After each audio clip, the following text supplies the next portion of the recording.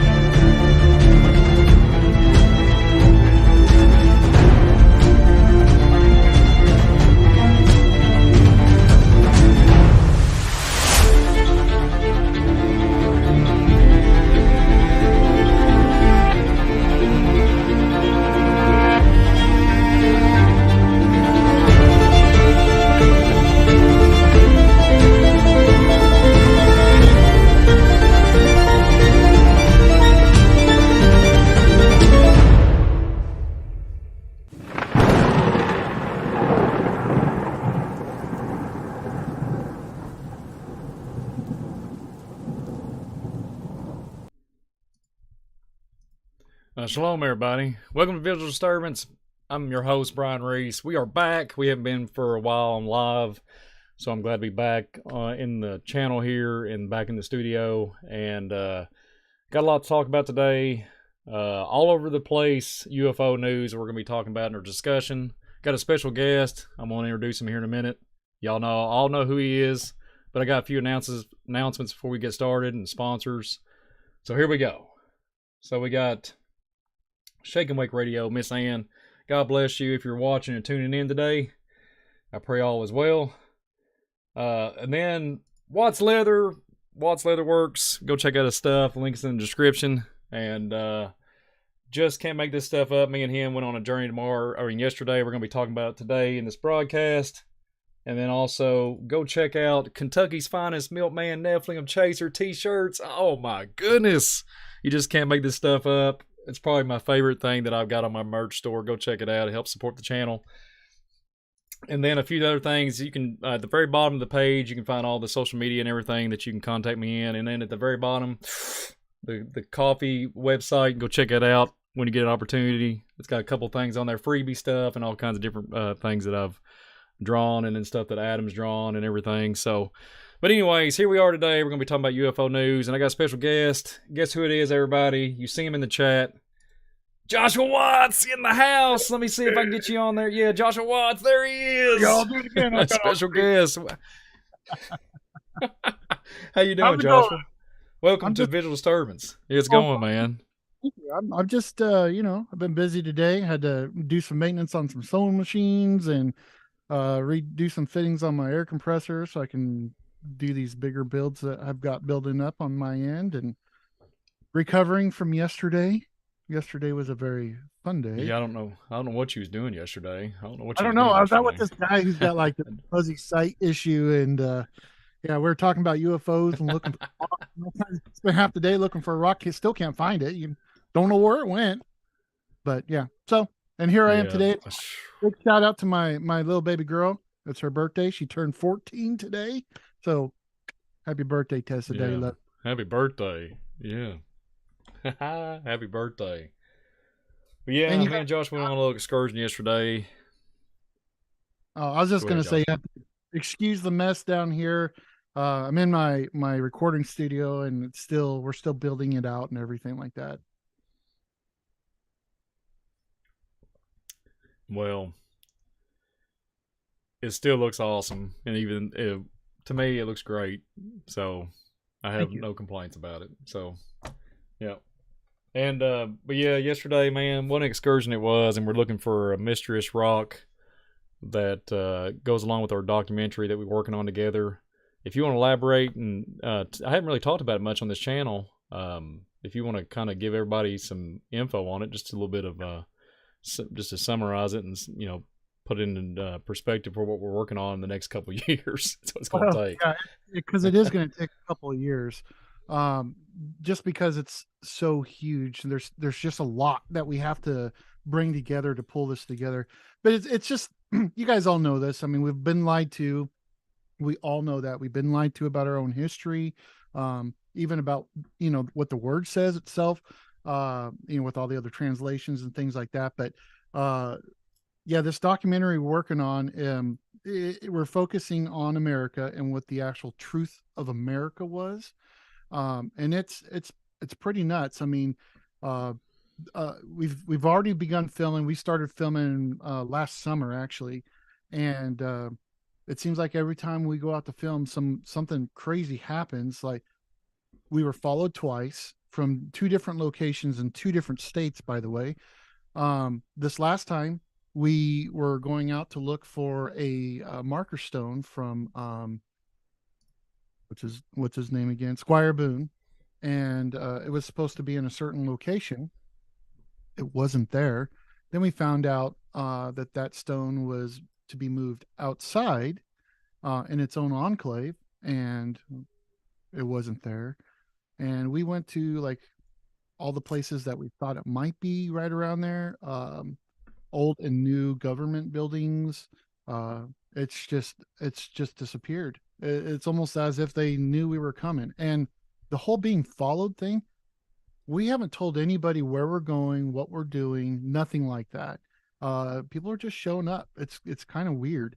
Uh, One was a private landowner, which we weren't even on private land. We were on a public road, just kind of cruising out in the middle of nowhere. And the other time was law enforcement. We weren't breaking any laws. We just gonna go to the gas station and get gas. And he decided to pull up right in front of us and watch us literally get gas and watch us leave town, and made sure that we did. It was a And we very just and, Go ahead.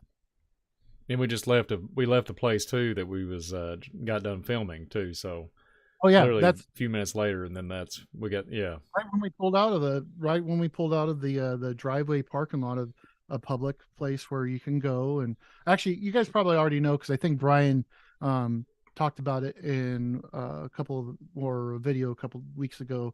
It was at Angel Mounds. When we left there, I mean, that cop popped right up and followed us until we got to the gas station.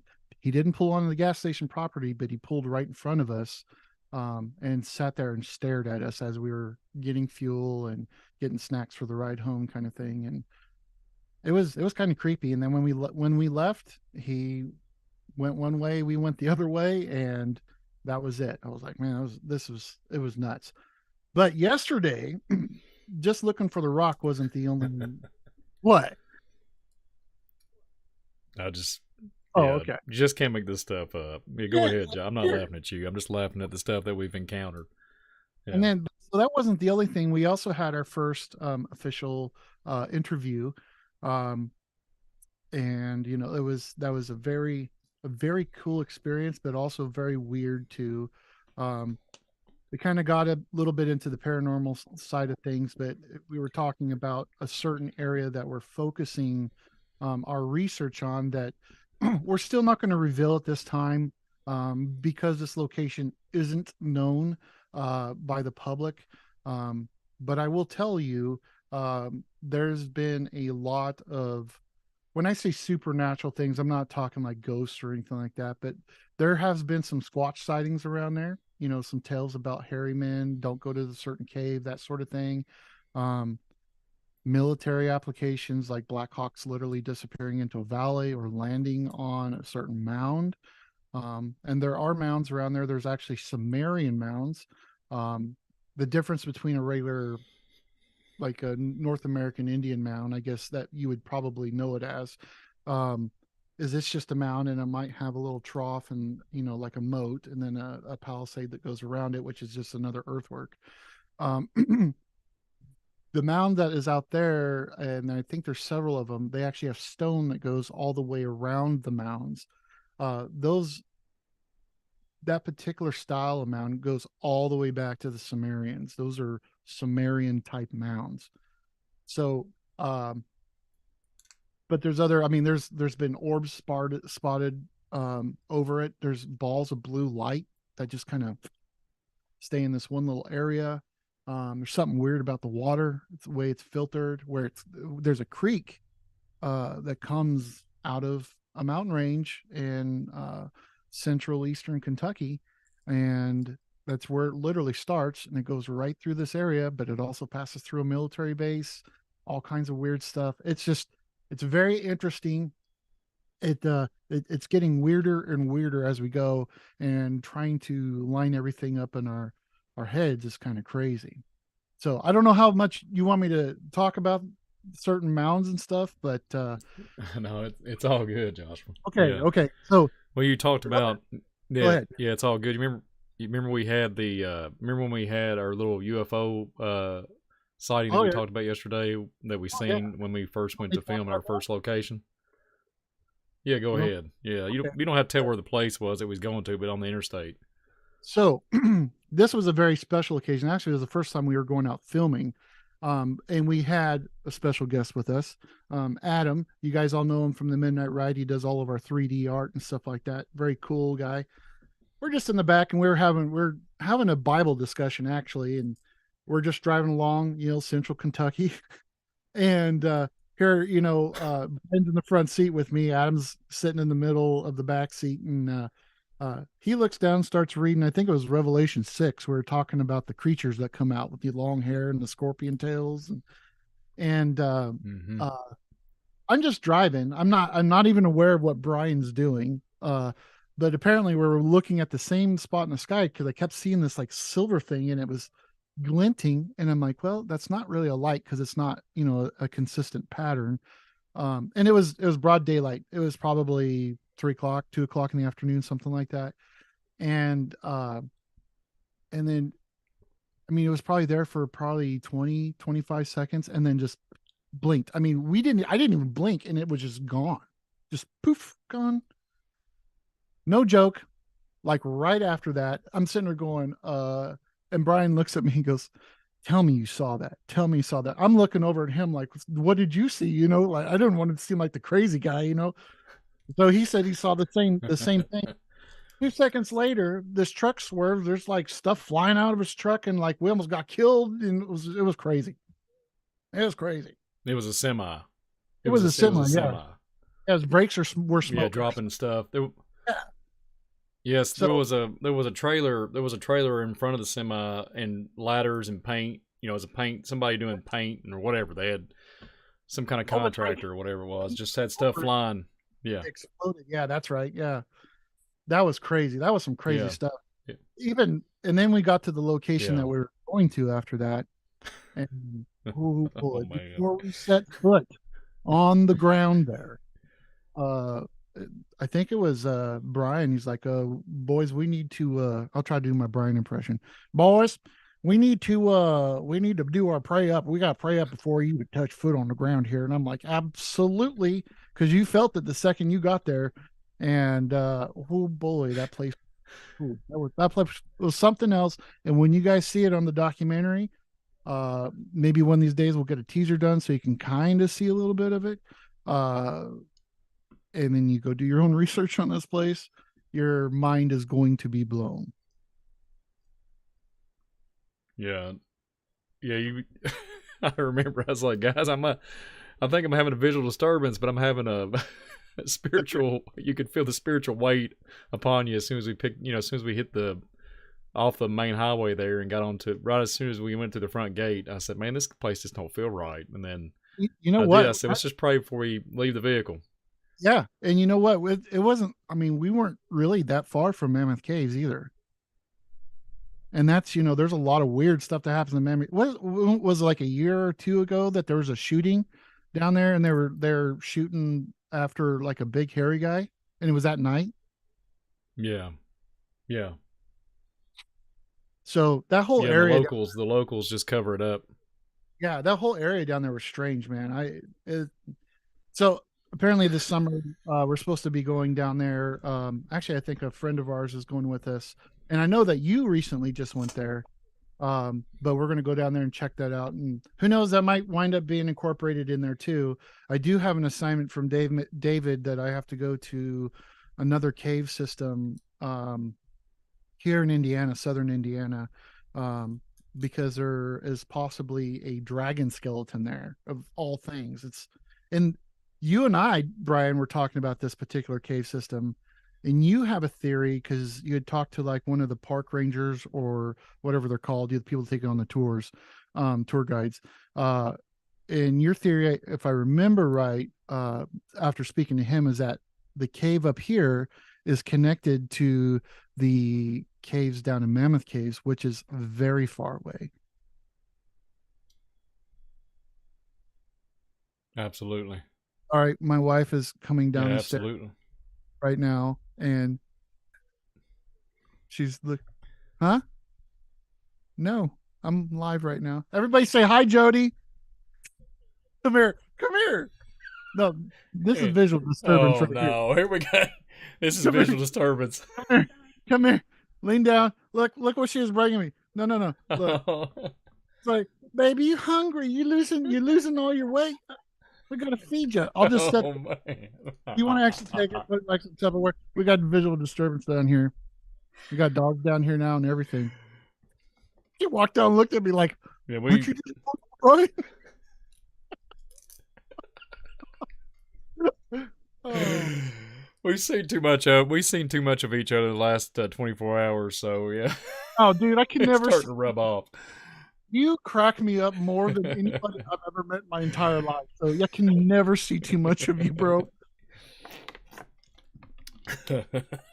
It's awesome. But yeah, it's been a blessing for real. But yeah, so back to that case. Yeah. Welcome Jody to the broadcast. But anyways, go ahead, Joshua.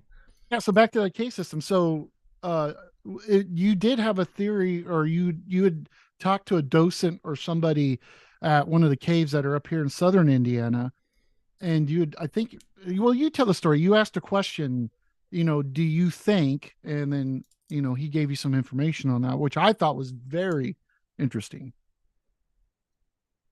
Yeah, it was in 2017. Believe it or not, and that was before I got hurt. So I was I was up and up back then, and very stable, and you didn't have many balance issues at all. I was healthy, and man, that was a really interesting trip at Marengo Cave. And I asked the gentleman, is it true that you can reach from here to the Mammoth Cave in Kentucky? And he was very informative, and actually been to Mammoth Cave. And this guy not only was he a tour guide, he was literally this guy was heavily into cave systems. Like, he literally explores them. Cave, whatever you call it. Is it cave? Not cave diving. There's a certain term for it. But he's just a rock climber in general. But he literally has explored Mammoth Cave, and then the one in Marengo Cave. He said you can, but you'd have to have days and days and days and days of food and equipment.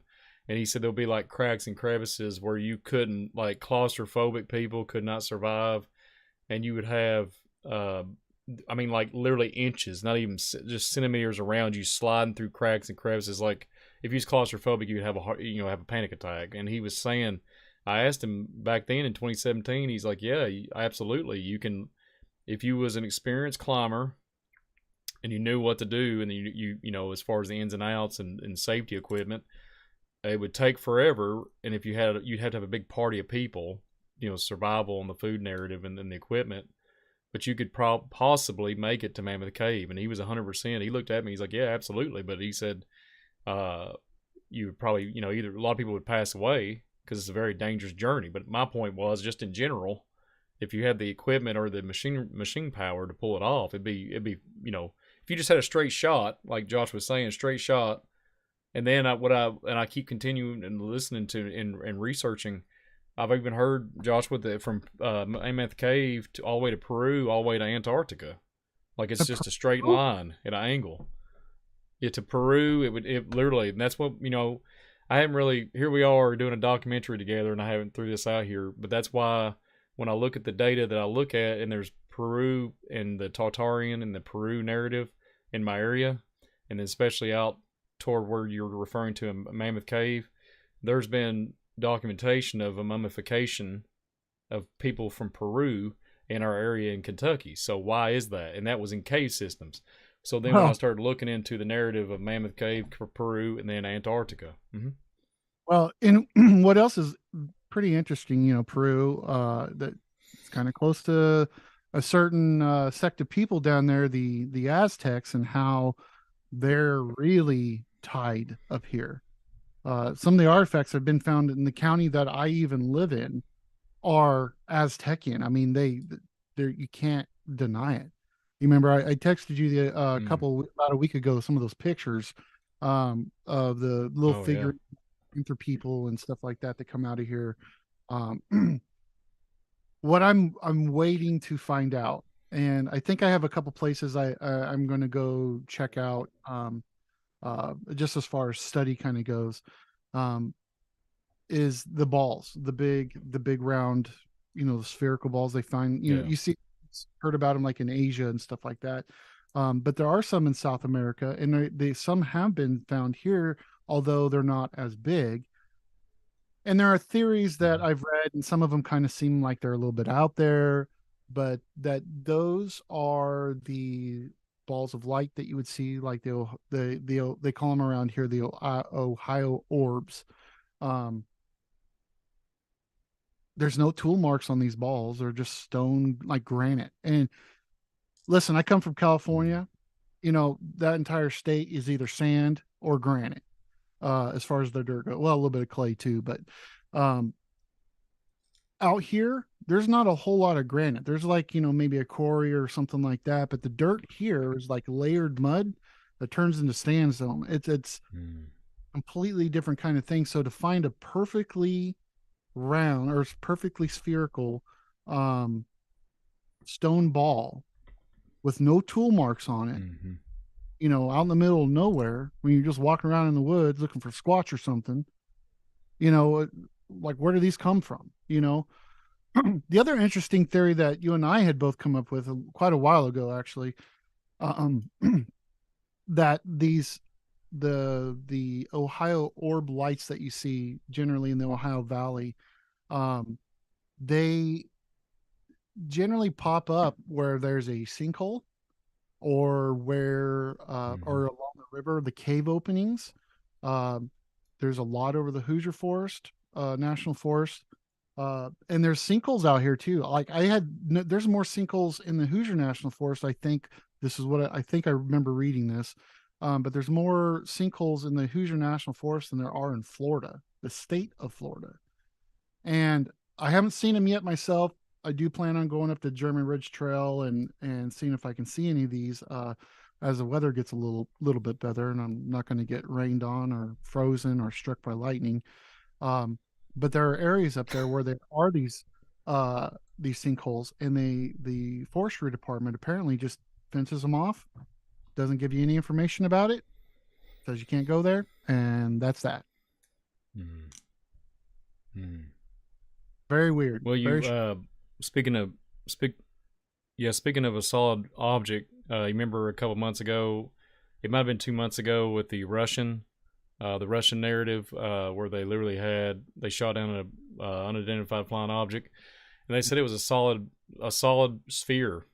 They had no writing, nothing on it, no bolts, no nothing. It was just a solid sphere. So it kind of one wonders what it actually is. Yeah, I think I just saw that on Twitter. Pretty wild stuff. I think I have that video. Although the video that I've seen, it looks a little.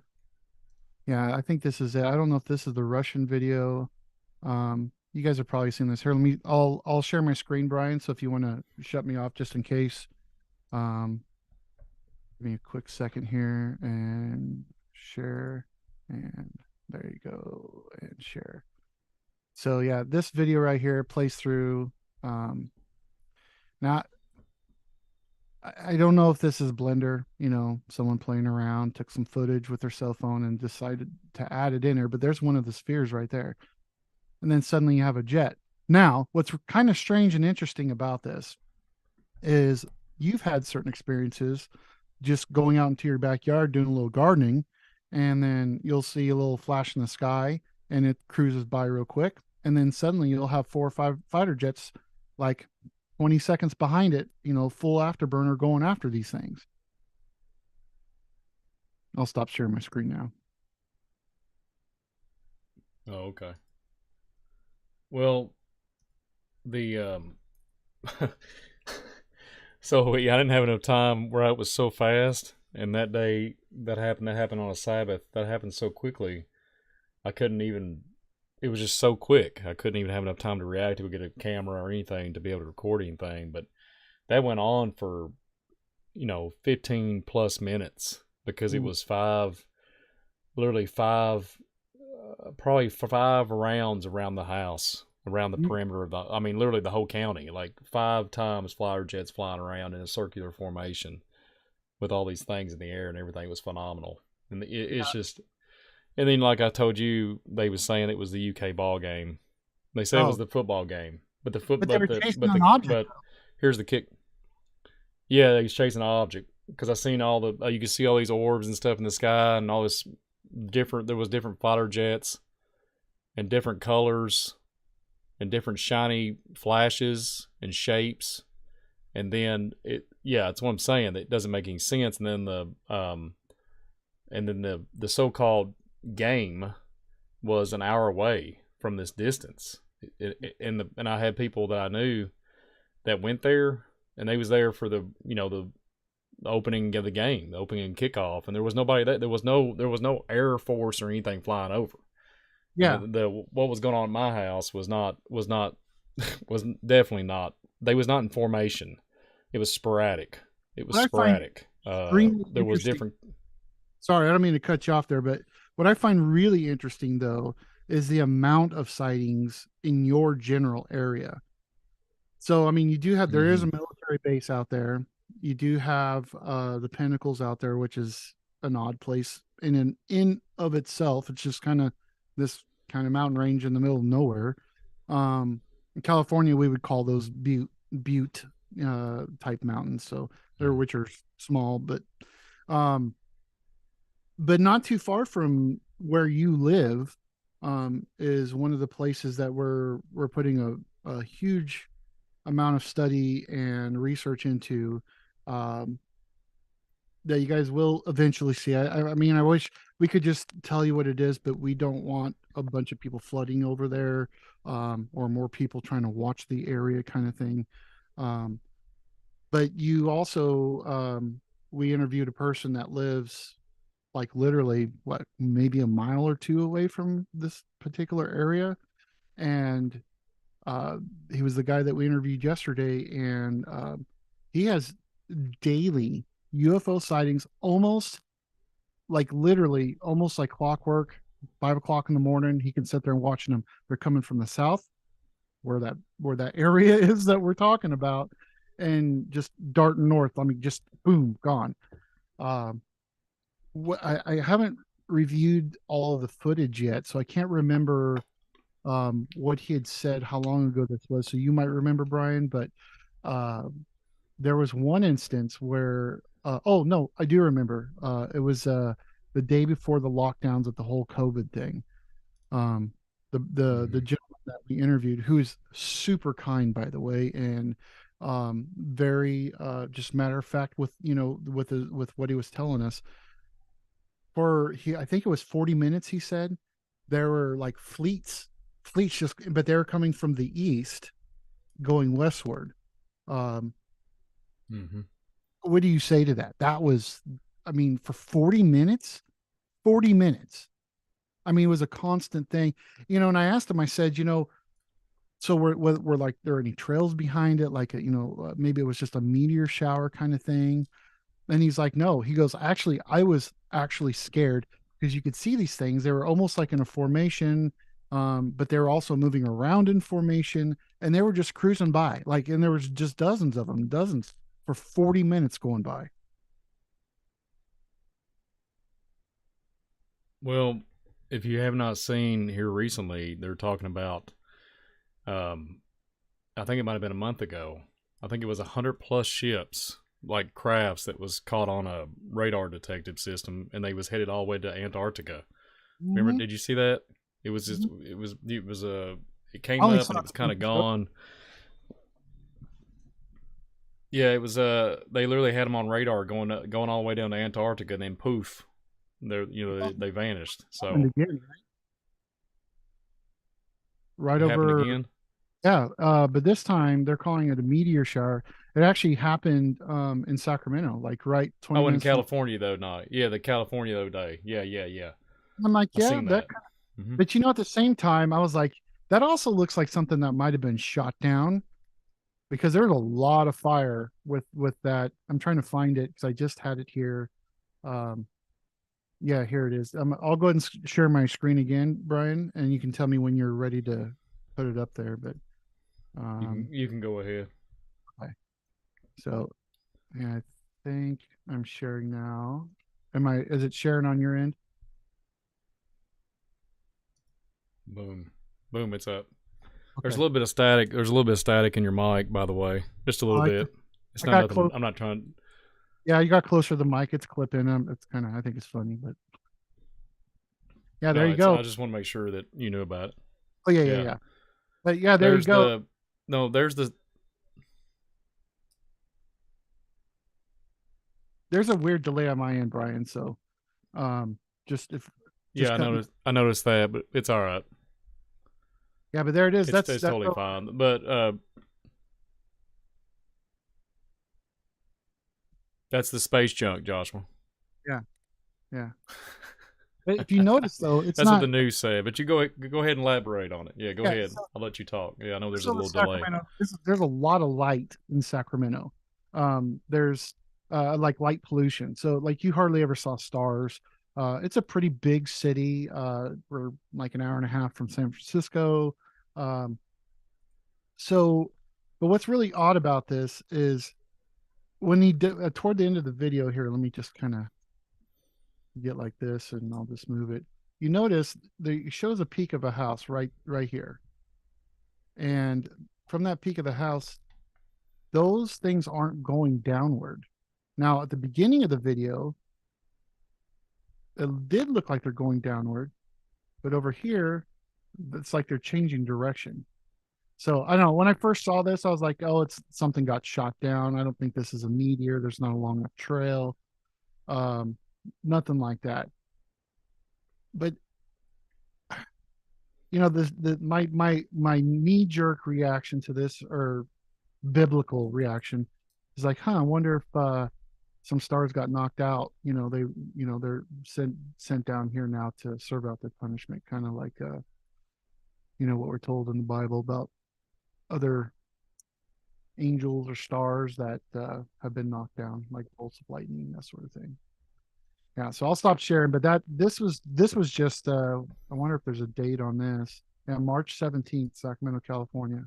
Very, very, very interesting. It's really interesting too. I remember back in 19 I think it was 97. I was working as a security guard pretty much right out of high school. I was working at Wells Fargo database in Roseville, California, which is about 14 miles north of Sacramento, along Highway 80. And about 6 o'clock in the morning, we got the paper and, thing on the front of the Sacramento Bee. It said, the shuttle's going to be coming across at, like 6:45. And I was like, okay, that's cool. And I went outside about 6:45 and sure enough, here comes this little red dot, literally like 6 degrees above the horizon. So like you got trees here and it's just like right here. And it just goes, and then, about 5 minutes later, he heard the sonic boom. And apparently, when you hear the sonic boom, it's like halfway through Nevada or something like that. I'm bringing this up because they're watching that red dot come through. It looked almost identical to what I just saw right there on that Twitter video from Sacramento. There's no long streaks, like if it was a comet or a meteor, coming into our atmosphere, burning up. Because I have seen, meteors falling and then they literally just pop and disappear. They're gone, right? They just got burnt up. But this was a consistent thing, just like that video was. It looked identical to it.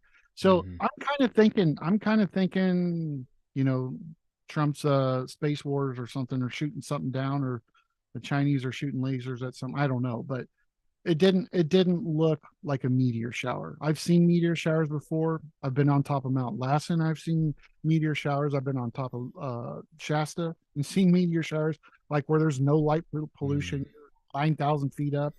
I've been in Tahoe. I've seen, yeah. shooting stars and stuff like that.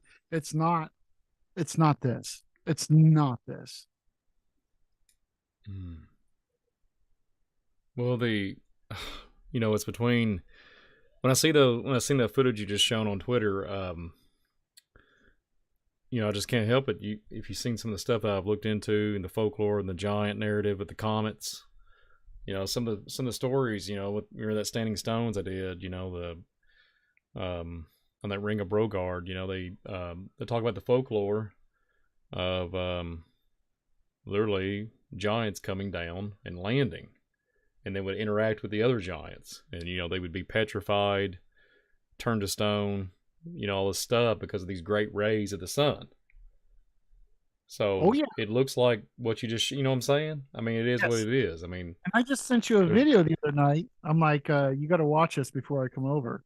And I won't say the channel because I don't know if we want to say the channel, but I don't know. I don't think the channel is a biblical channel, but the guy does his research, and he's very good at his yeah, research.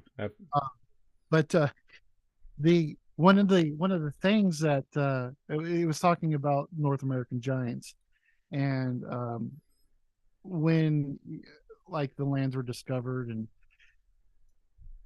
what the Spanish or the French or whoever was over here, what they would encounter when they would encounter these giants that were over here is they would do they because they couldn't speak, right? They just I don't know why they couldn't speak, but they would look down at man, you and I kind of thing, and tap their forehead and then look up and point up to the sky, like mm-hmm. they're asking, hey, are you from the sky? That was very. Mm. You watch that video. Why don't you talk about that for a second? You remember me and you talking about this yesterday, right? Yeah, I So, remember. Yeah. um, yeah, and I had some weird theories. But I mean, you look at the space program, right? And you look at all the stuff that's going on. Well, these giants, right? So they're seeing these Spaniards sitting there. So they're like, "Are you coming from the sky narrative, right?" So, I mean, you talked about some of the Indians, how they have the different colors of feathers on their head, and then we was Yeah. talking about, you know, um, and in any shape or form, we're not putting down in any type of tribe. I know that I have Indian inside, in my bloodline, and look, I have nothing bad to say about any of the tribes. God bless all of y'all. You know what I mean? Because there's some people that are Hopi Indians, Navajo Indians that are turning to Christ. They God bless. I have nothing bad to say, but the point is with this giant narrative though, it gets controversial because there's a lot of things that I don't understand, and I'm just kind of going on based off what's going on the last 100 years, and then 2023. We're not even halfway in, and we're halfway in basically now, and not even halfway, and it's just since January, boom, boom, boom, boom, boom. UFO narrative. So. Um, here's my little take on this. So they're saying, that are you from here? So they're looking at the depiction of a man, 6 foot, 5'11", whatever, in these type of outfit. But they was questioning, are you from the sky? But they have obviously older fashioned clothing on. But my question was, did they see somebody in their other time? Like years ago or 2 years or whatever, days and days, months and months, whatever. Yeah, we had other people come by, but they wasn't, they didn't look like exactly like you. They look like you, and your as far as your facial features, the way they look, but not the clothing. I kept thinking about astronaut theory, like the whole space program. I thought about time travel. We was talking about all kinds of controversial topics, but that's all. I mean, I had to go there. I mean, it is what it is. I couldn't, because you was talking about Aztec and how the depictions on these old ancient. I mean, there's like 5,000. I mean, there's thousands-year-old structures that have depictions of astronauts on them. Carved into concrete pillars and everything. It's pretty phenomenal. So are they? They have to be rendering whatever they're depicting with chisels, and however they're able to even implement that type of Yeah. masonry work, that type of stone work. It's amazing. It's amazing. Yeah, that spacesuit with the hose coming out with that one stone carving. That's pretty crazy. You know, and I can't wait till they finish whatever they're doing over in St. Louis. I mean, that civilization that they're discovering is supposed to be bigger than I think it's the Mayans, with their big concourse that Yeah. they have all the pyramids, you know, around in like a circle kind of thing. Which I can't Yeah. remember. There was a post on Facebook, and I can't remember who posted it. So sorry if I can't give credit to you for it, but they showed the same Mayan or Aztec or Inca concourse, whichever one it was. I just can't remember right now. But they also showed the Vatican, and I was like, oh, it's exactly the same, Mm. exactly the same. Yeah. And that's how the Wow. St. Louis one is turning out to be Well, too. It's the same shape. It's weird, but it's bigger. yeah. Well, remember we was talking about too the feathers of the chieftain, and they have these in that one narrative of that. Getting back to that video we was referring to, the giant Indian that was in the ground that was just came out of the woods out of nowhere. You know All the they've been colored, sitting there camping for what, days? yeah, yeah. What is It it? was all the colored feathers that they had. Oh yeah, yeah. Well, I was thinking about prisms and like rainbows and stuff in the sun, like how reflecting of the rainbow. And if something, so if they was like pointing to their head and then looking up, if these things was like there's beings manifesting some kind of interdimensional traveling of some shape or form, and when they're showing up, there's like rainbow looking prism because they're coming through your water and everything. It's just the manifestation. And there's some type of water narrative anyways to that. And I was just thinking that's how my mind works, man. And I was just thinking these chieftain was depicting what they seen. So they went and found all these special feathers, these type of feathers, and made all these beautiful head dressings, right? And might have been depicting on what the sky gods, right? They was thinking about the sky gods, like they run a render what they because they wanted to be superior. So I was like, man, there has to be something to that conclusion. But then I was thinking too, me and you asked the question. You said, where does the feathers? How do you get where's the birds or the animals that have these huge feathers that would match the status of the giant Yeah. stature of the giant, right? So what kind of pigeons or what kind of peacocks do you have that have these, No, right? big Because as cars? You know what I'm saying? what did they say that the king was? He was, well, the sun was like 9 feet, and the king was bigger than him. I So think it was yeah, 2 or 3 feet taller. yeah, Yeah. yeah. So I mean, like we're talking like a 12, 13 footer here, right? And where do you get Mm-hmm. these big old feathers that like you were just saying they were that match the stature of the it kind of goes back to the whole Amaru Ka, you know, um, narrative, the Mm-hmm. land of the king serpent. Um, Mm-hmm. Maybe there's a creature. I don't know how else to classify, but maybe there is or was or some sort of creature that is no longer or that's extinct or something like that. That really was a feathered serpent that was much larger. I don't know if you've seen this over. I think it was the Philippines. Um, there's an area over there where they found like this. It looks like what like a petrified snake.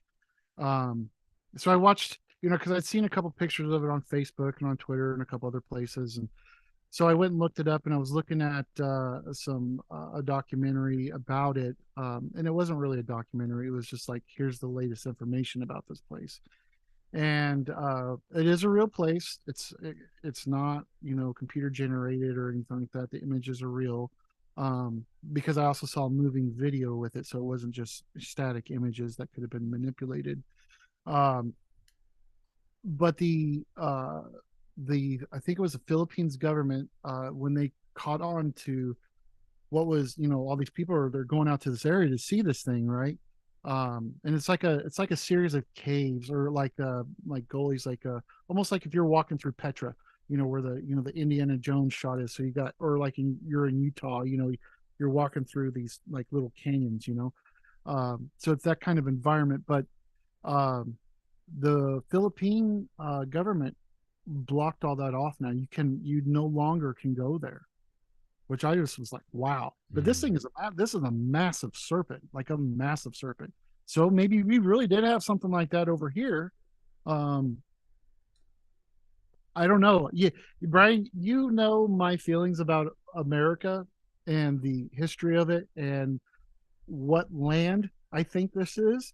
And so I don't know if you want to divulge that you can, but I don't maybe we can save that for the documentary or not, but I sincerely do not think this is a place that people think it is. Um I have a very wild theory on it. Well, there's Atlantean. I mean, we're looking at there is absolutely it's got Atlantean data all over the place. Yeah, but it goes back. Let's just face the factual. Let's just face the fact. Oh yeah, you're right. But it goes way back more than that, though. It goes way back. I'm Yeah, talking. we're talking way back. Yeah, I'm talking origins of people, Genesis, Yeah, theory. Yeah. yeah, you're talking about what you're saying is pre-Adamite.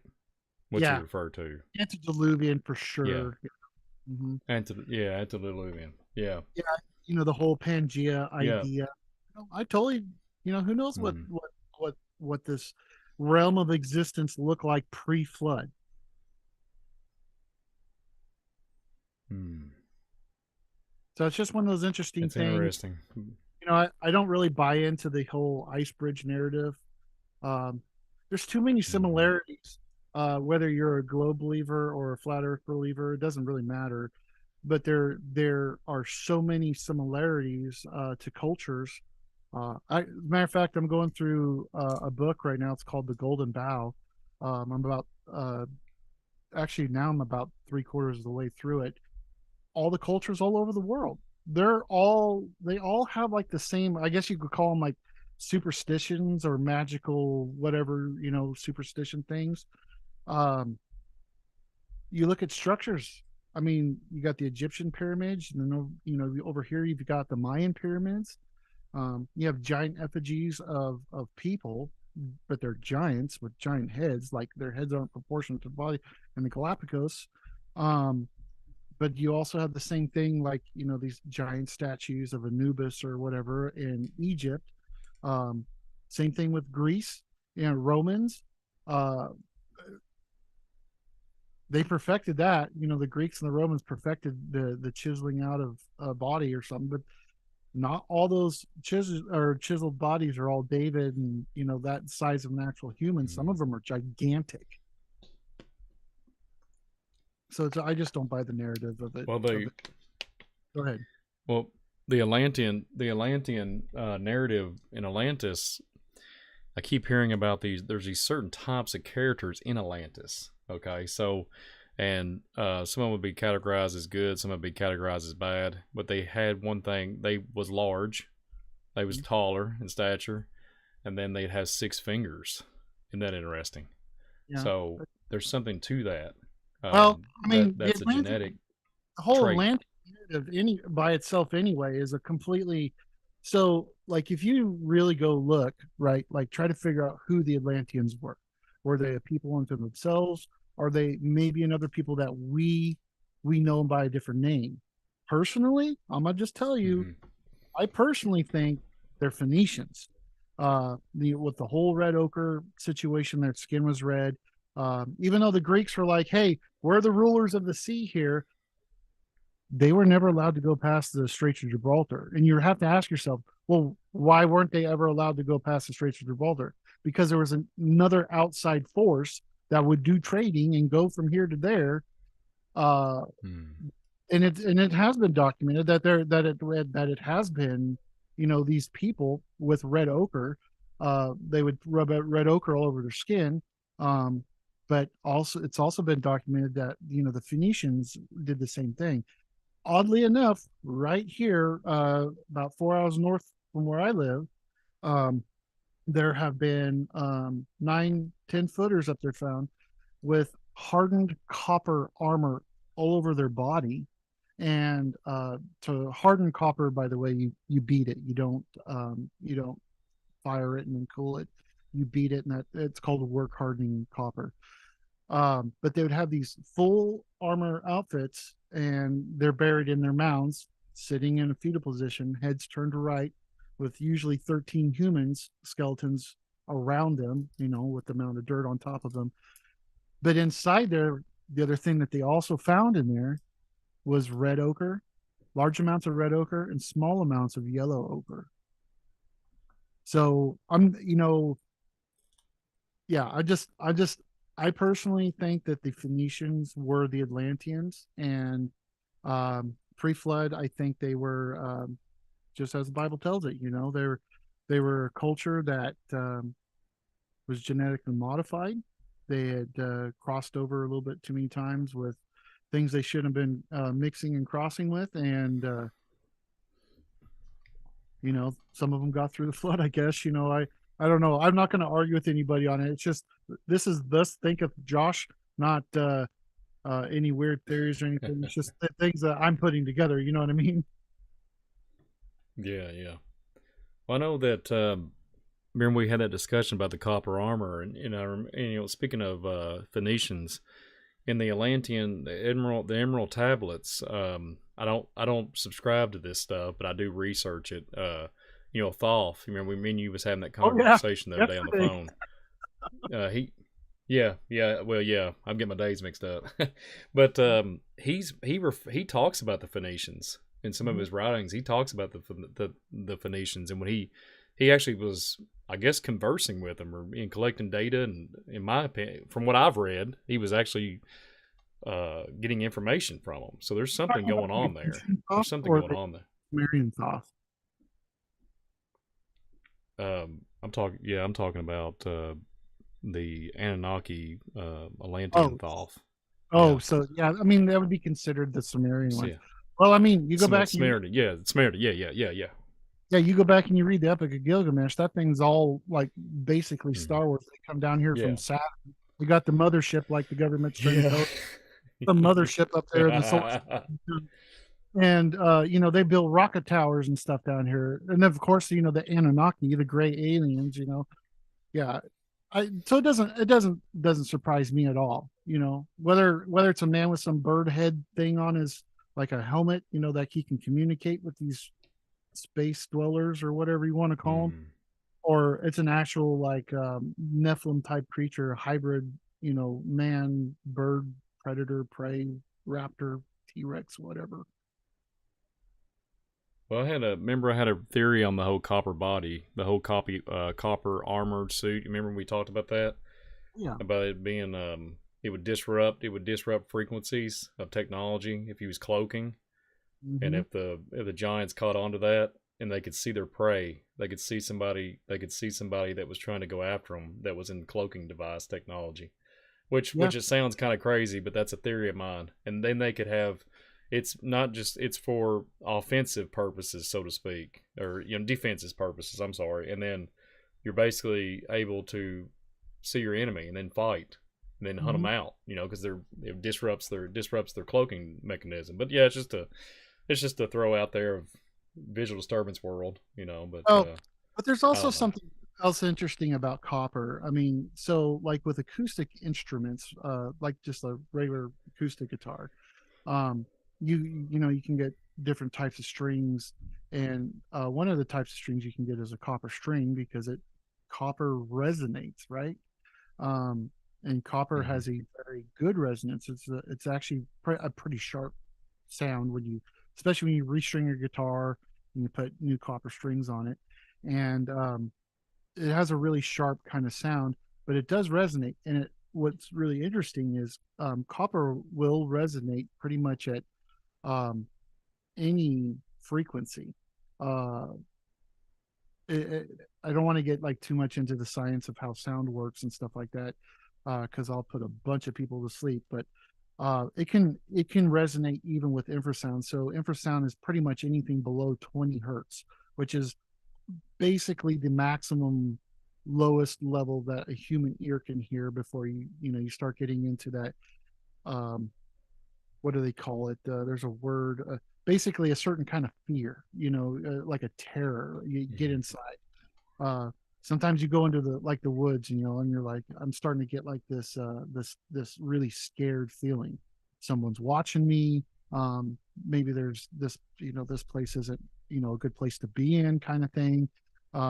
It's like a certain kind of terror. I can't think of the word, but copper can actually resonate at those low frequencies too, those subharmonic frequencies, which is very interesting.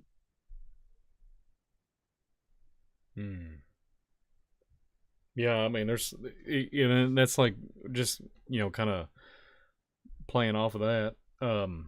This whole UFO narrative and the the TV and everything, the frequencies that they're putting out, the human residents, they're telling everybody to look this way, go this way, and that's where they're moving the consciousness of mankind. Even the last few minutes we've been talking about all kinds of narrative. Well, it's written down even on a biblical and other civilizations, talking about data that was talking about all kinds of beings and crafts or whatever. And it just baffles the mind that it's not just nobody sees it. It's not just one culture either. It's Mm-hmm. throughout time, throughout history as we know it, right? There's been artist depictions, stories, space gods. I was blown away to find out about 2 years ago. There's a traditional like Irish tune that talks about spacemen.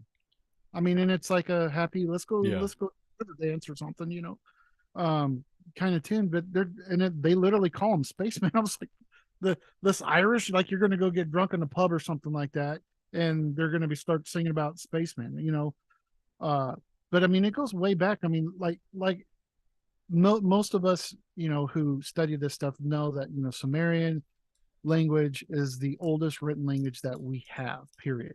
But even in that language, there's I just said it a few minutes ago, the Epic of Gilgamesh. I mean, it's literally talking about Star Wars, communicating with the mothership and back to Saturn. But you go from there, all over this plane of existence throughout time, doesn't matter the era, time periods, whatever, there's some depiction, story, written account, doesn't matter, of something coming out of the sky, and they're believing them to be gods. I tend to believe what the Bible says, 100% of the time, and I know what they are, and there's no question for me what they actually are. I mean,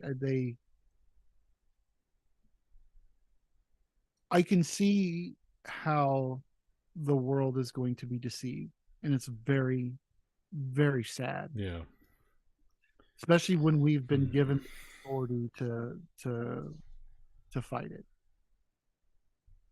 That's all I got. That's like, I mean, it's like the Indians, talking about the Thunderbirds, Indians talking about Thunderbirds. Exactly. It's just, it is what it is. It is what it is. I enjoy that pterodactyl story about the Thunderbirds. I honestly do. And hey, whatever it might be, I don't know. I wasn't there, right? Yeah. But I've heard of California condor. I've actually heard them. When they flap their wings, they have one of the largest wingspan, I think, right now of any winged bird, right? And they are massive. I mean, it's like their wings can get up to I think it's like 9 feet long or something like that. They're massive wings, but they don't make a booming sound. So it has to be something else making a booming sound. Why would you call it a thunderbird? Yeah, no. Here's my theory, kind of going on what we, remember we interviewed last night and talking about the footprints and all that. Here's my theory on it, because there's well,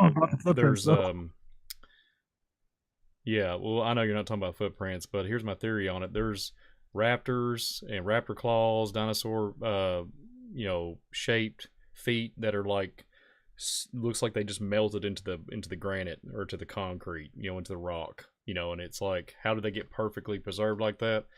I'm thinking it's like boom, like a sonic boom. Think about it, Joshua. Doom, and then you appear. Yeah. You know what I'm saying? Like something's coming through a wormhole, a gate. Boom, and then there you go. Like that. And it's this big 90-foot wingspan. I think was it Jed Burton was or I could be getting the people here confused. They were just was it Texas? They just they found human footprints in the granite or mud or whatever it was, Mhm. sandstone. Yeah. Uh, Yeah. footprints with like what looked like a dinosaur, like it was like a. Well, I don't want to do hand signs on here, but look like three toed, like an ostrich foot, but massive, right next to it, Mm. almost as if Yeah. they're like the guy was walking this thing with a leash or something, through some mud that wound up turning into it. But I still, like I said, I enjoy the pterodactyl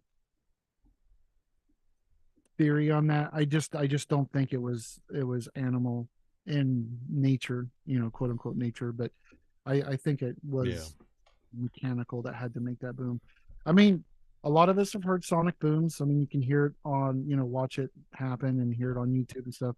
But I mean, but hearing it in person, going to like an air show, got an F-16 flyby or F-18 flyby, 600 miles an hour, the speed of sound, and it pops that, and it is. And the interesting with thing with that boom is it's not just audible sound that you can hear between 20,000 and kilohertz and 20 hertz, but it also incorporates infrasound. That's why you get that sudden jolt of like, oh, Mm. kind of like when you go to a Yeah. rock concert, Yeah.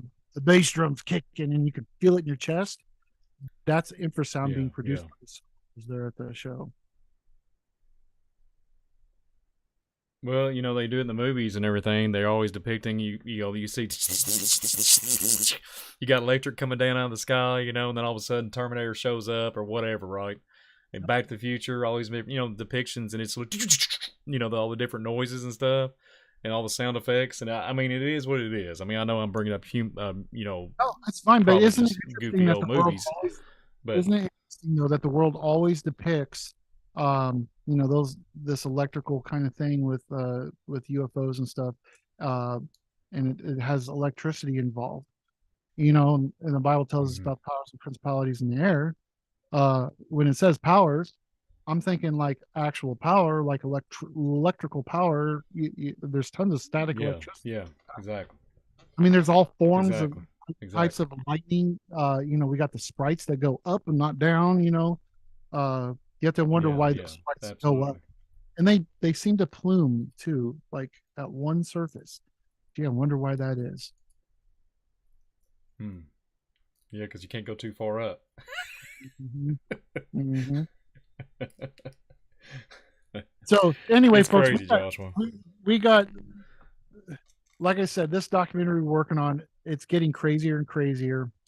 There's a little bit of everything in there. We're really trying to focus on what is going on with this one certain area, the real narrative of America, because it's really actually turning into all of the United States. It just seems to be centered um, over here. I'm just going to say over here in this general area, meaning Tennessee, Ohio, Kentucky, Indiana, a little bit of Illinois, and apparently Missouri. Uh, we're just trying to figure it out, put together. We're doing a ton of research, uh, so much so that sometimes I just have to turn my brain off because otherwise it's all I'll think about and I'll go crazy. Uh, I can tell you, moving out here from California, like in California, we had some like weird kind of wooey, like new agey kind of stuff. The whole Illuminarian thing in Mount Shasta. They live in the mountain, and whatever that one dude's name was who kind of made that all popular. I can't remember his name, but um, we kind of had that stuff. We had a couple Native American tribes out there too, but nothing too kind of crazy. Like coming out here to Indiana, I'm like 30 minutes from Lincoln's boyhood home. It's like this is stuff you only read about in textbooks in school kind of thing, and it's all out here. The mounds are all over the place. I just don't understand. And they're, the dirt of the mounds. Look, I'm just going to touch on this real quick, Brian. Okay, the dirt of the mound is packed so hard. There's a lecture. I can't exactly remember what university it was from, but they took a magnometer where it's kind of like a radar thing. They shoot in the ground over to the Ohio Serpent Mound. And they found that there was another bend in the neck right next to the where the head is, and then they took it away. Now, look, I just had some work done here in my basement. I had to have a big old one of those poles put in, to prop everything up. They wanted to go down, I believe, about 4 feet. They had a jackhammer with a big old pick thing on the end of it. And I'm talking, this is not like a little jack, like a, you see in the movies, the big old jackhammers. They get up, they could only get down like 3 feet. And they're like, we can't go any further.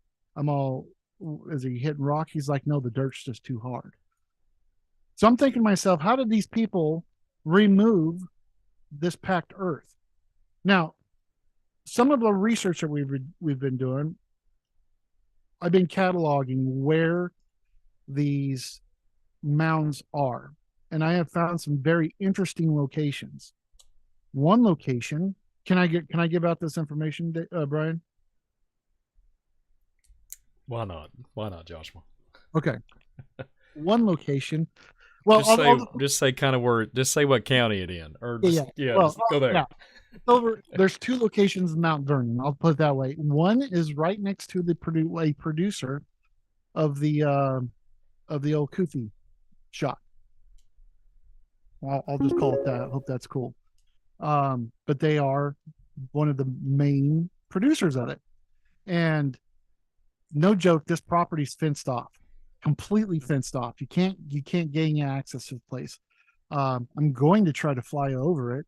I'm going to definitely try to fly over it with my drone, but there's a sugarloaf mound on there, and lo and behold, there's excavations. You can literally see them from the sat, like just Google Earth. You can literally pull up Google Earth and you can see all the graves that have been dug up on that property, like 600 feet from the factory.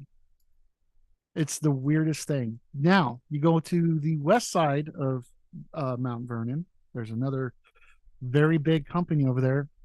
Actually, it's the company is not that big, but they're owned by a very massive company, very well known. And there is another mound, and it's perfectly square. It looks more like a pyramid than a mound. And they have to use dozers because for some reason, this plastic place over there is trying to dig into this mound, and they're having to use dozers to get into it, and they're not getting very far. This is dirt, folks. This is how hard it's packed. When we were out at Angel Mounds, you could feel the difference walking on the mound and then walking on the ground. It was like going from walking on grass to walking on concrete. Even though it had grass growing on it, it was that big of a difference. Like you can feel how hard that ground is. And so to think that the Ohio Serpent Mound, that they decided, oh, this one bend doesn't line up astrologically, and I forgot I told you forever ago what that star thing it was supposed to line up with. I can't remember what it was, but that it doesn't line up properly, and they just took it away. I don't get it. I have a book right now sitting right next to my lazy boy upstairs that shows the tools that have been dug up around here, right? Arrowheads, spearheads, axe heads, all kinds of stuff. And there's scale markings, measurement in there. Some of them are pretty big. Nothing from that period in that book, there's nothing that would move that dirt. If they're having to use D9, D10 dozers to move dirt, I don't understand how they did it. I don't know. I'll stop right there because I'll start giving all kinds of things away. But it irritates me to no end. The things that they're trying to tell us that, oh yeah, the Indians did this, and even the Indians are like, no, we didn't do this. We didn't do any of this. It was here before we got here. Yeah. No, I don't think so. It was probably there before the Indians got there because the Indians didn't build it. They couldn't make that dirt that hard. That's it. If I say any more, I'm going to start giving all kinds of things away, and we can't do that. I need to put it in context. Yeah, when I was a kid, I would I would take a brand new. I remember taking a brand new four wheeler. My cousin's father bought a brand new four wheeler. It was a pretty good size. I can't remember the size of it was, but it was pretty big. It was, I think it'd be 16 plus, but I was like 12, and we used to jump. Literally like the way of it was a man made pond. We would jump the outskirts of the bank, and it would the pond was dying out. You know, it wasn't there was not much water at the inside, and Right. and I would just gun it, just go as fast as I could, hit about 60, and just try to jump it and ramp it, and then hit right in the middle of the water and just splatter everywhere, and we just flood the motor out and destroy it. Right, that's what we do down here in the big Kentucky. And but what I'm getting at is when we was driving over it a bunch, you start seeing the trails and the tire marks, right? It starts breaking down, even in the pond, in the base of the floor, the bottom. It starts getting softer and softer. What Josh was explaining, we're talking about like harder than concrete, Joshua. I mean, we're talking that's how hard, because you can't, you're getting, you know, you're jacking. Well, come on, bring the C4, boys. You know, and it's still not going to do it, right? It's just going to sit there and just blow smoke. You know. Yeah. I honestly think if you were to like to do a burnout on some of this dirt that's packed that hard, you wouldn't. Maybe a little dust would happen, but you'd probably leave rubber like you're doing it on asphalt. I mean, it's that hard, and it's dirt. It's just dirt. Yeah. I don't. Yeah. Oh boy. Oh man, I just had some imagery in my head from old movies I watched years ago. You know, Smokey and the Bandit, and I could just say, oh man, yeah. Remember what was his name? Buford T. Justice, whatever his name was. What was his name? What was the guy's name? The cop on there. I have no clue. Are you talking about? You know what I'm talking about, though, right? Oh yeah, but what was the other guy Kurt from Russell, Reynolds, Burt Reynolds, and the Smokey and the Bandit, right? With the Pontiac Grand Am, the Pontiac train. Yeah. And he's like, his son was in the cop car, and daddy, you know, and he's like, listen here, Junior. You know, he's like, you remember, he's like, listen, Junior, doing all that. He was acting crazy. There's my little sight. That's the best I could do today for an impression on that. But he had, I was just thinking about that type of narrative. You know, we could be, well, this is an archaeology site here. We're going to be digging this up, and all of a sudden the good old boys come through. Well, I mean, we didn't because we're talking. We did think about that when we went down. I'm not going to say the name of the road. First of all, I get it wrong every time. Yeah, but yeah. We went down to the bottom of that one place, and there were driveways there. Like the ground is so hard that you have to drive. You literally just drive through a creek. You're not going to get stuck because the ground is that hard to get into the driveway. Yeah. What is this? Yeah, I mean, what's life right now? I've never ever encountered this. It's not like you need a four-wheel drive per se to through it, but it's like what, and it's right next to the one area that has all these weird things, and there's actually a weird law we won't get into yet about this particular place too. It's the only place in all of Kentucky that has this law. How big would you say this place is that we're talking about, acre wise? Just the one with just the fence around it and that one structure. 20 acres. The one that we just went to the one we went to yesterday. Absolutely. Yeah. Probably more than that. Yeah, I mean, it kind of goes out. It kind of goes off a little bit. Yeah, I mean, it's big, but it's not. It's probably 25. 25 acres. Yeah. So I mean, it's observable. Let's put it that way. Like, but yeah. Look, I have to stop there, Brian, because the more that I get fired up about, the more I'm going to say. Yeah, I know. Yeah. Just. Oh. But there's okay. I'm gonna stop there.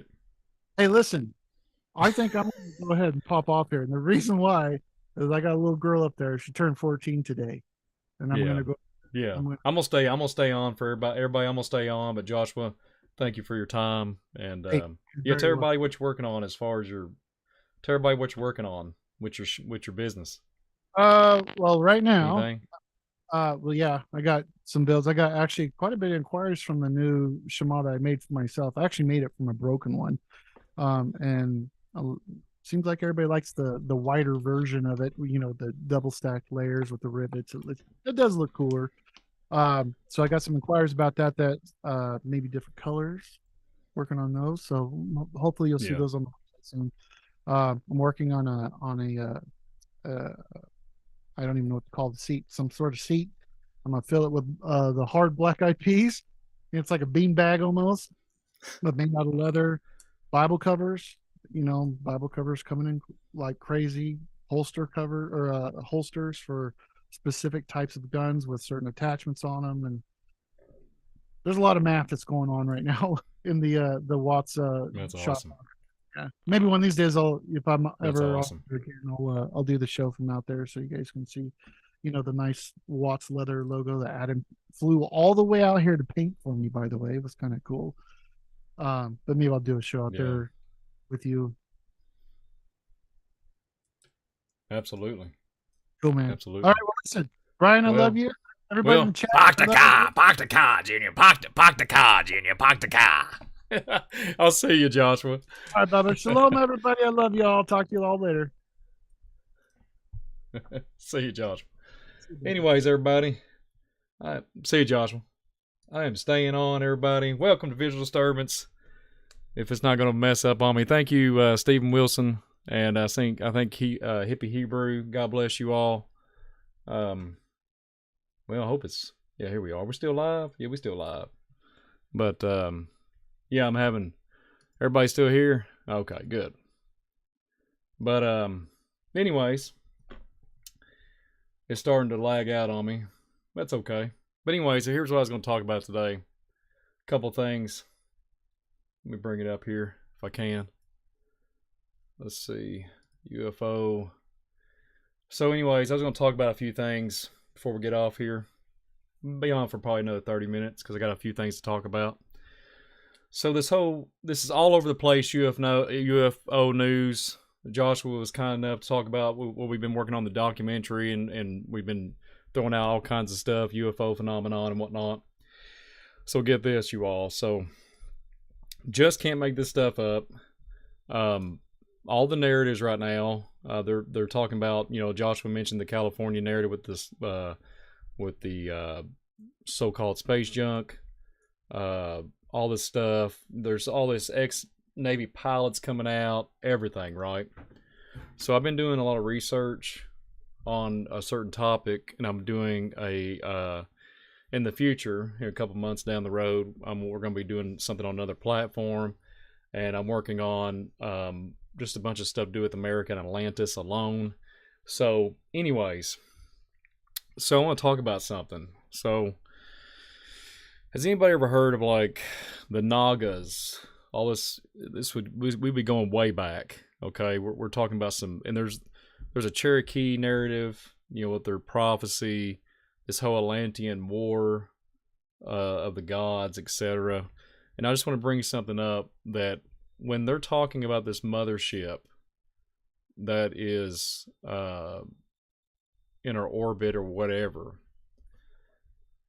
all my gears are just firing off. I'm thinking, okay, so there's nothing new under the sun. There's things that's in the past. Me and Joshua briefly touched on that here in the last, hour. Oh yeah, real quick, if you haven't pushed that subscribe button, please do. I really would appreciate it, and hit that like button. It helps me out a lot. And thank everybody too that has donated. And I know there was another person, I think it was Isabel. God bless you. Thank you for the donation. Seriously, God bless all you all for doing that and supporting the channel. Bless you all. And but yeah, so subscribe to Visual Disturbance if you haven't, and you'll be glad you did. So here's what I'm gonna talk about. So Joshua was talking about a little bit. We was talking about Sumerian. We was talking about Atlantis. Did you all know that there was a place? Well, we're living in it. If you're in North America, we're living in it. Did you all know that North America used to be called? I think it was I think it was called Atlantean. I think that's what it's called. And it had literally the capital of what would be referred to now North America was a city called Tripura. I think it was referred to as Triple City. Okay, so here's what we have to get to the realization of this. So when I'm sitting here listening to the news narrative and everything that's going on in this world, my mind cannot understand how in the world that we are still the it's been, let's just say, this whole story has blown off into, it's escalating into something really crazy.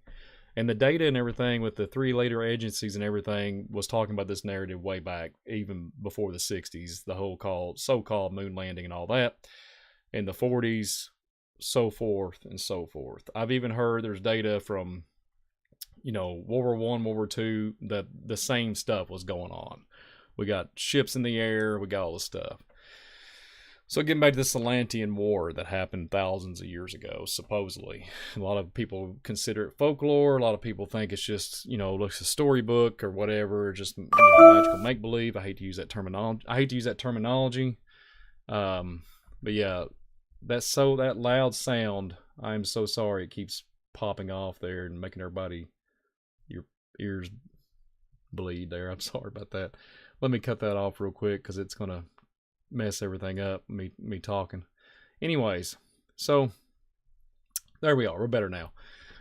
So this whole, there was a city. It was literally called the Triple City of Atlanta, or Atlantean, if I'm pronouncing it correctly, and it's of North America. Well, isn't it kind of ironic that they're describing this Triple City, which was the capital of, so-called North America at that time. Isn't it kind of interesting that he was describing this place of metallic walls and golden places built upon mountains so lofty that it would reside in the skies, right? So there was an inhabitants of these people, okay? So they would call them the Triple City people. And they, so in the whole narrative of the Atlantean War would be talked about that the Lord Shiva, destroyed by the Lord Shiva. So we all know we're talking about, I don't want to get into much of that, but we're talking about a so-called little g god. And I don't want to discredit any cultures. I'm just for the standard fact of the Atlantean story. So what baffled me is they describe these aerial, phenomenon narratives that's going on, the UAPs, etc. But what baffles me is there's these vehicles, which is known as a Vinama, okay? So when we're looking at this narrative, they literally, in this narrative, they talk about these battles that went on to Atlantis. There was extremely large Vinama that was constructed and equipped with celestial weaponry, okay? So let's just get it real here. So they're saying there's this massive mothership above the skies, and saying that it is deploying little probes, etc. All kinds of craziness, right? What is really going on is the question. Okay. And said that it would have the power of the universe, that's the weaponry, that it could do so much destruction. So if you go back and to look into that, you can look into the Emerald tablets and stuff, and we was talking about Thoth at the beginning of the broadcast, and Josh was talking about Sumerian texts, etc., the Gilgamesh, Book of Gilgamesh.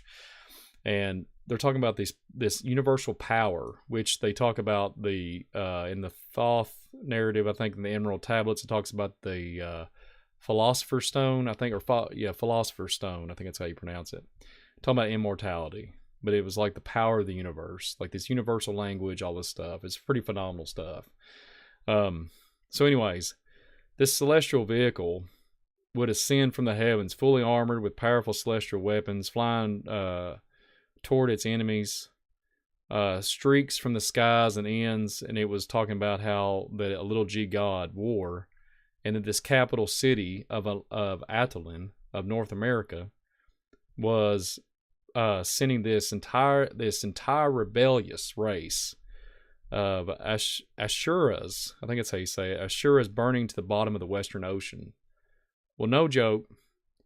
We'll touch base on it a little bit, but we're going to go for another video down the road on that particular race, rebellious race.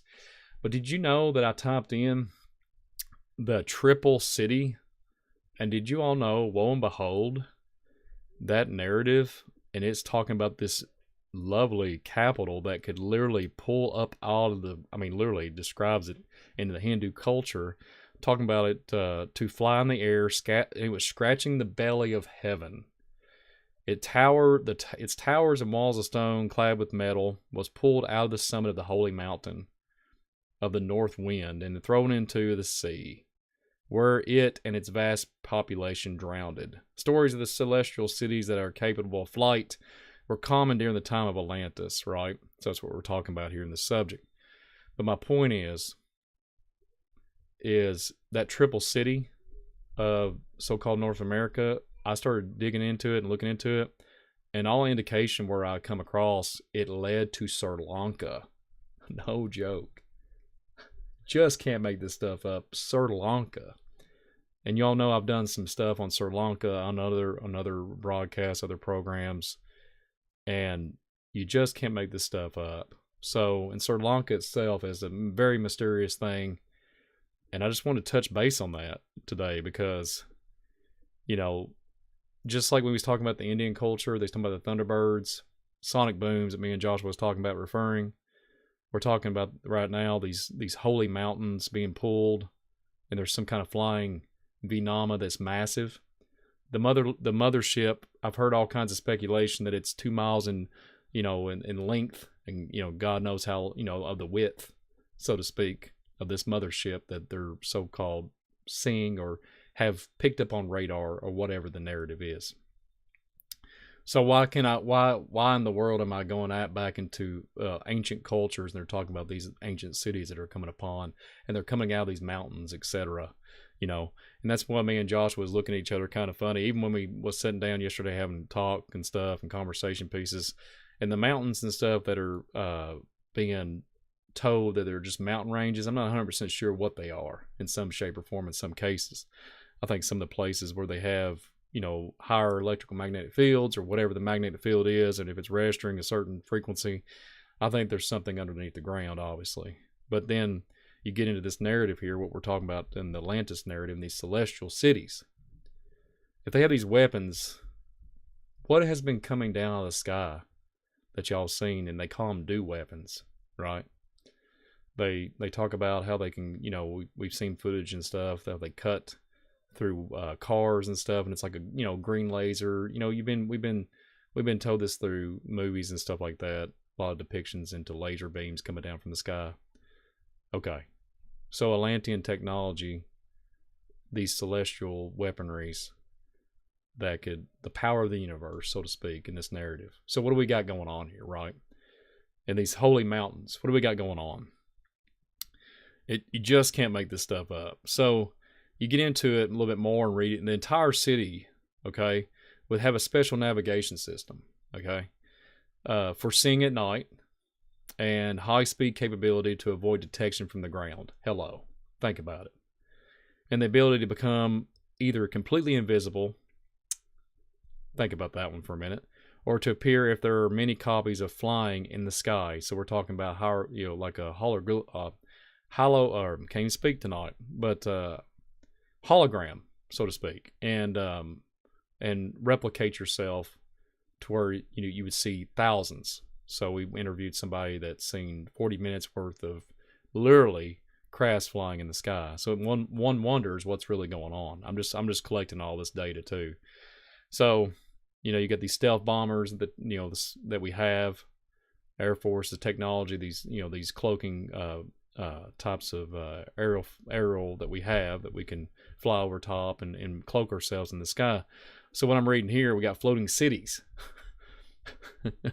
So and then in talking about flying saucers, and they talk extraterrestrial origins and stuff like that, and always you see in the mythology of the Indian culture, and then you go into like the Greek god Apollo, flying sun chariots.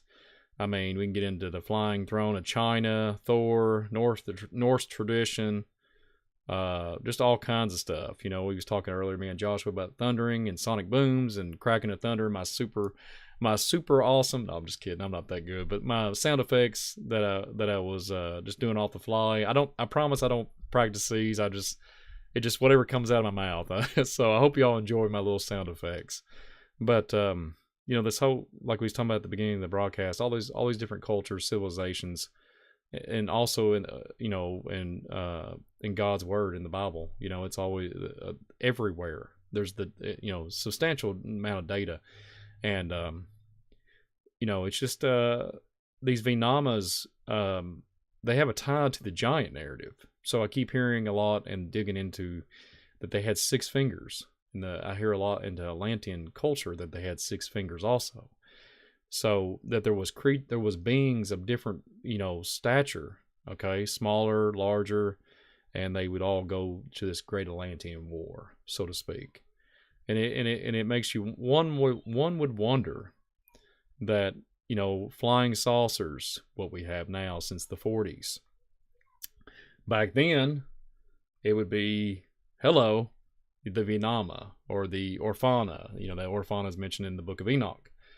So it just goes on and on and on. And in it weird, just throw us out here, the get into the Giza narrative and the pyramids.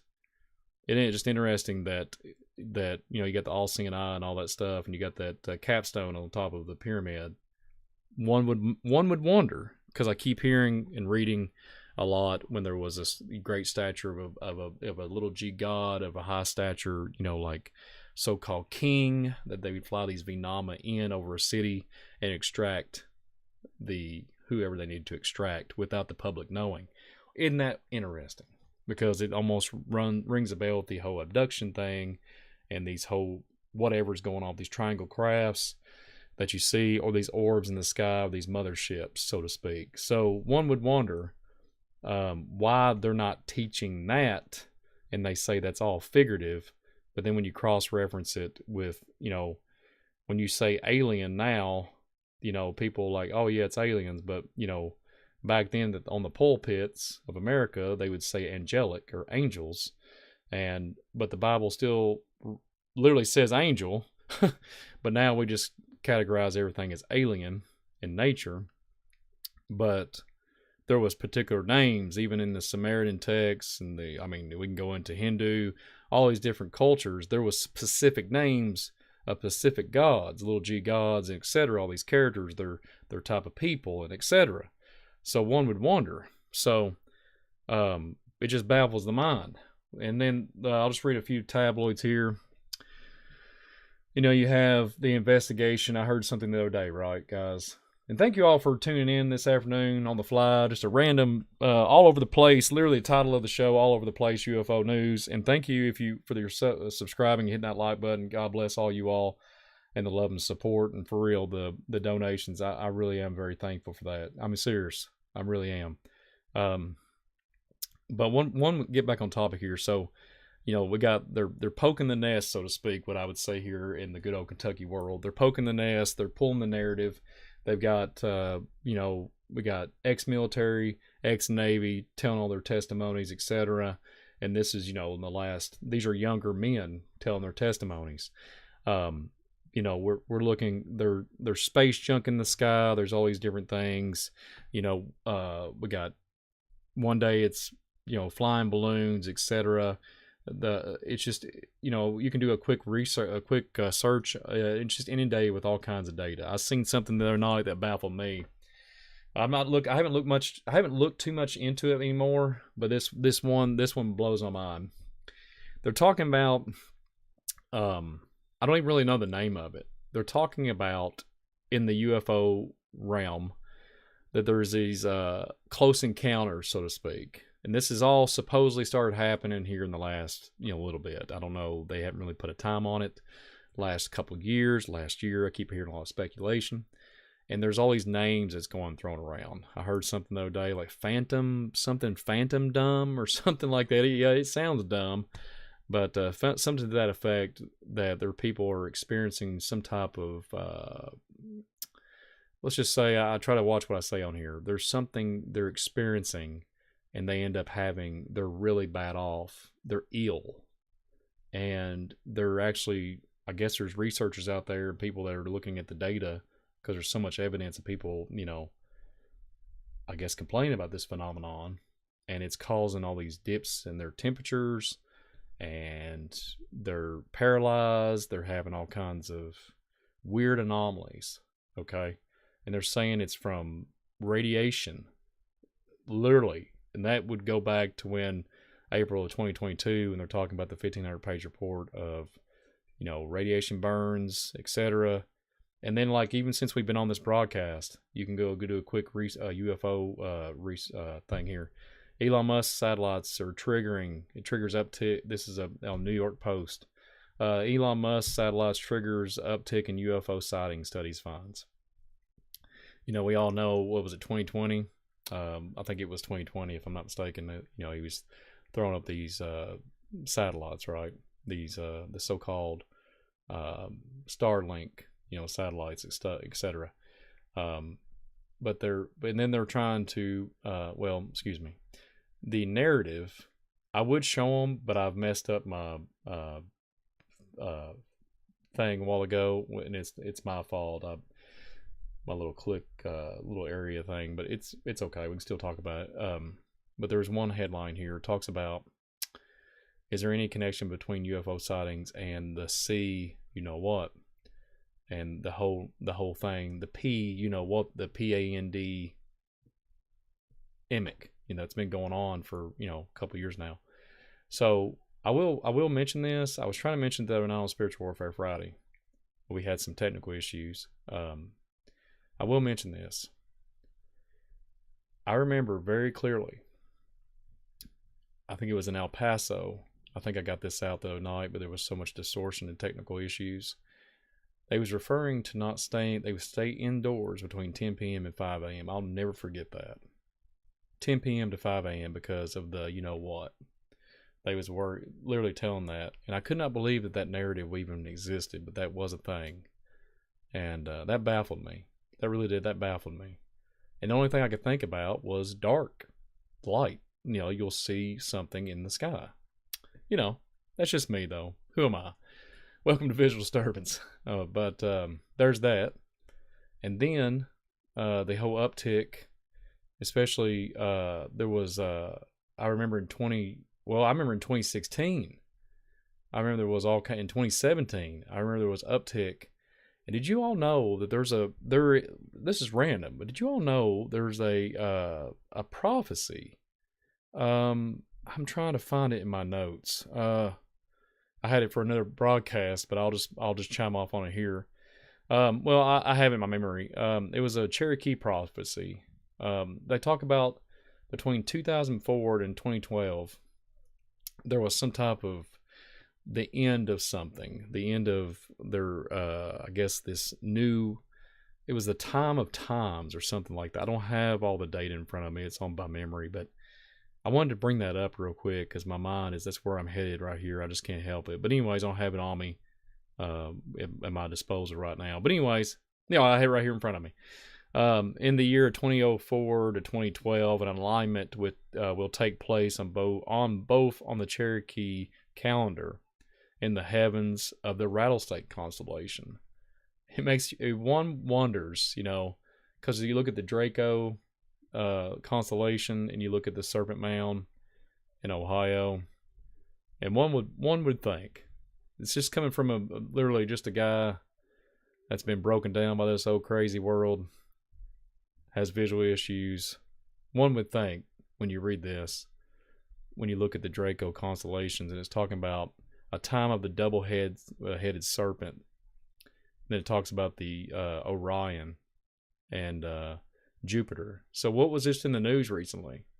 The Venus and the Jupiter conjuncture, right? And y'all seen when I did that UFO that I've caught accidentally on literally on film, like on photo. I literally went out there and done it. But get this, I'm not even joking. I haven't even exposed it or put it up on anything. I was telling, we was going to show it the other night on Spiritual Warfare. Would you believe it? That I went out like 4 days after whenever I showed you all the UFO that I accidentally caught on camera, all those UFOs, I went back out and did it again, back-to-back nights on clear nights. And sure enough, in different perspective, different angles, I showed it, I found it again. Long cylinder objects in the sky. Can't make this stuff up. I want to just bring that up. But when I that at that time is when the Venus and the Jupiter conjuncture of them kissing, or so called, they want everybody to look at that, and then I come across and just found all these random cylinder objects in the sky. One wonders, right? But according to this prophecy, it talks about the Jupiter against the white blue Pleiades and Venus, and it talks about this mysteries of time, and which is weird. And then they mention of a thunderbolt and the spirits of lightning in mountains. No joke, guys. No joke. And you heard me say it just a minute ago, talking about these these Vinama, and these, we was talking about this earlier, the lightning, the sonic booms. I mean, what's going on here? I mean, this is just, let's get serious here. I know I joke around earlier. I was doing my impressions of Ernest T. Justice, or here it was on one of the movies, but on Smokey the Bandit. But anyway, let's get serious here. So this rattlesnake's constellation and this whole rattlesnake narrative, and it just one would wonder really what's going on, because there is a lot of talk of the Orion and the Pleiades, and it just makes me wonder really what's going on. And it talks the Cherokee zodiac, etc. And there's all this thing about the Milky Way, the tree, referring to that as a stone tree, all these different branches, roots. I'm talking about renewal, and like renewal, rebirth, and talks about the constellations of the rings of time. This is what I'm going to bring up. So I remember reading in a book, it's old book, talking about a Hopi prophecy, and it was talking about that the white men and all this, and the mingling of the seed and all this stuff, and they was referring to their cultures, that the people there was these cataclysms or something to that effect, and they would one day their blood, like the blood that their of the ancestors, the descendants, would all work together, even if they come from a different culture, the Indians and everything. I think that's really cool when it comes to that. I get that, I understand that, but if we at the end of the day, if we don't have biblical roots, and following the Almighty and His Son Jesus, we got nothing. But what I'm getting at is, I thought that was just interesting, the uniting, and then I was getting back to what I was saying in the 2004 to 2012, and see, I've been looking at that, and I've seen people. This is kind of offset. I just seen an FBI, literally a retired FBI agent, referring to just literally yesterday, referring to 2004 and 2025 or 2012, and talking about this time, and they was monitoring places and people. And I was like, is this something to do with the Indian culture and the Indian culture and the whole UFO phenomenon? Is there something correlation here? Because at the beginning of this broadcast, we're talking about giants, relating to these Spaniards, talking about, oh, did you come from the sky? And the culture, the Indian culture, talks about Thunderbirds and these beings coming down from the sky. One would wonder if there's something to that. And then I remember, in 2009, that's whenever I started getting in and looking into all this stuff, like literally waking up, like the Holy Ghost, like giants, pyramids, all this stuff, just floodgates. The biblical cosmology, just floodgates of just data. It was just unbelievable how I was trying to, and it was just so hard to put it all together. And one would wonder if this is all just, this whole Cherokee narrative, and what they're looking for and monitoring. The Indians, way back in the day, they knew this land from front to back and up and down and inside the earth. You can get into a lot of deep narratives where the Indians even come from. They come from the inner earth narrative. I've heard all kinds of different things. These 7 tribes, I think it's 7 tribes.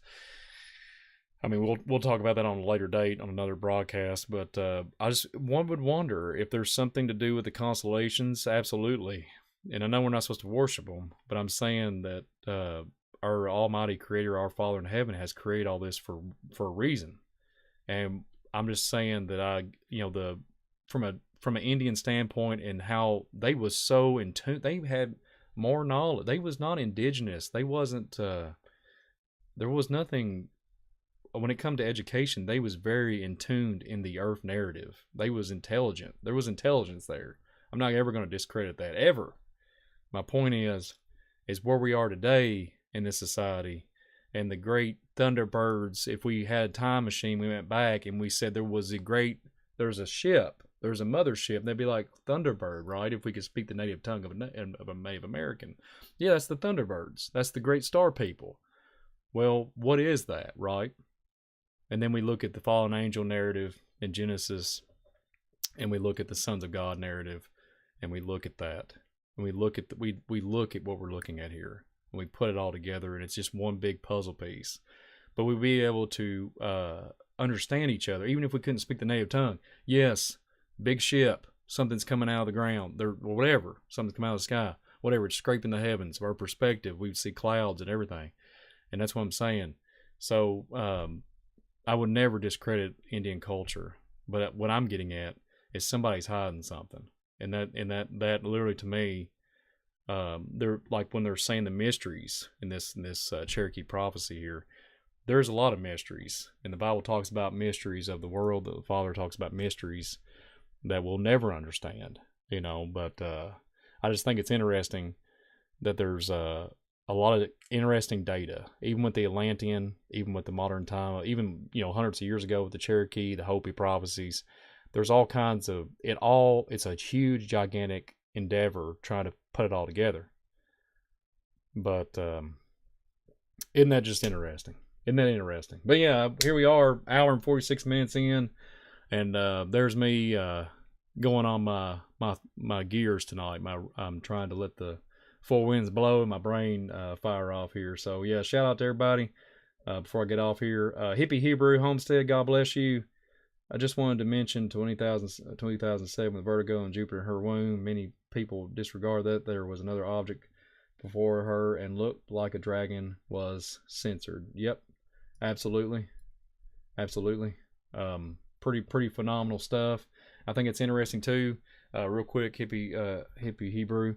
Isn't that interesting that they referred to 2017? They had all kinds of issues, those senators and everything.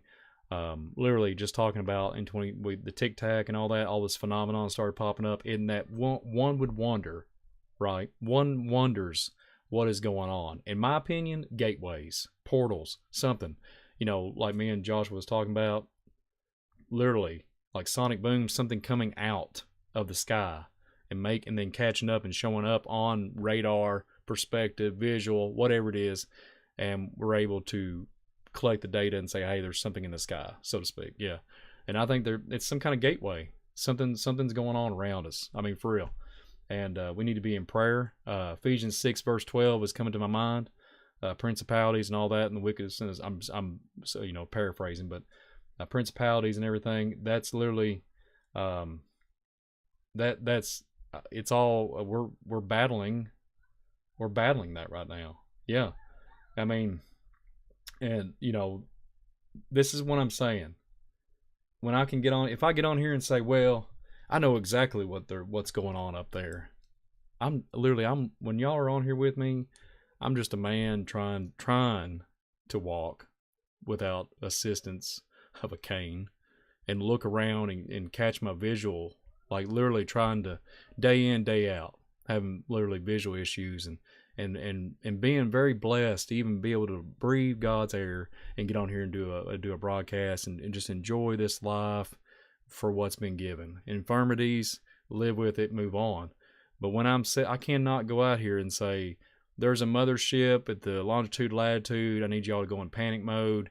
There's 8-foot beings coming out with mystery gifts, and they're giving me, little cup of hot chocolate with beautiful marshmallows from 1029 gazebo planetary element. I'm not going to sit there and say a bunch of fluff, and but that's what I'm getting at. So Native American in my blood. Native Americans back then would have been like, whoa, what are you saying? They'd be like, I can do this. I can look in that perspective. I see this. I'm smart enough to articulate and tell you where to go, what not to do, how to do it, live here, build a rut or build a hut, do this, survival. And literally, and today it's just like scatterbrain realm. And when I did that UFO broadcast, you would think that, you know, there was some people, and it, bless you all, there was some people saying that it looked like moths and stuff on the camera. Look, it was really cold outside. There was no moths, and there was no insects, first of all. And another thing, I'm not gonna put anything up that I think is just fake, you know, or just an anomaly or something that just random, or is a lens flare or something like that, or a lens glare. And then I didn't mess with this film or the photo of any shape or form, put a filter or anything. I was all raw, flat, just bam, put it up on the camera, put it from the camera from the computer, and then broadcast it. Another thing too is we're not dumb. People say we are, but when we look into these narratives and these wars, even the Atlantis narrative, they was going to war with the gods from the sky. Hello. And even in the biblical narrative, there was stuff coming out of the sky. There's angels in the heavenly realm. There's going to be wars in the heavens. So hello. And there's going to be angels descending and there's all this stuff that went on in the scriptures. There's Ezekiel. There's all this stuff. Zechariah 5, the fiery chariots coming from heaven. All this stuff. And we're just going to discredit it and say, yeah, there's a mothership and like, welcome to Earth. No, it's a joke. No, it's a deception. It's insane world. No, I can't. Oh my goodness, man. No, because the one that put us here has a reason for us. It's not. We're not supposed to be sitting here and marvel after something and say, yes, deploy the probes, deploy, and then welcome to annihilation. Whatever. That's insane world. And to me, I can't even process it. And I'm not putting down anybody on any type of stature or status or whatever type of, occupation you have or whatever.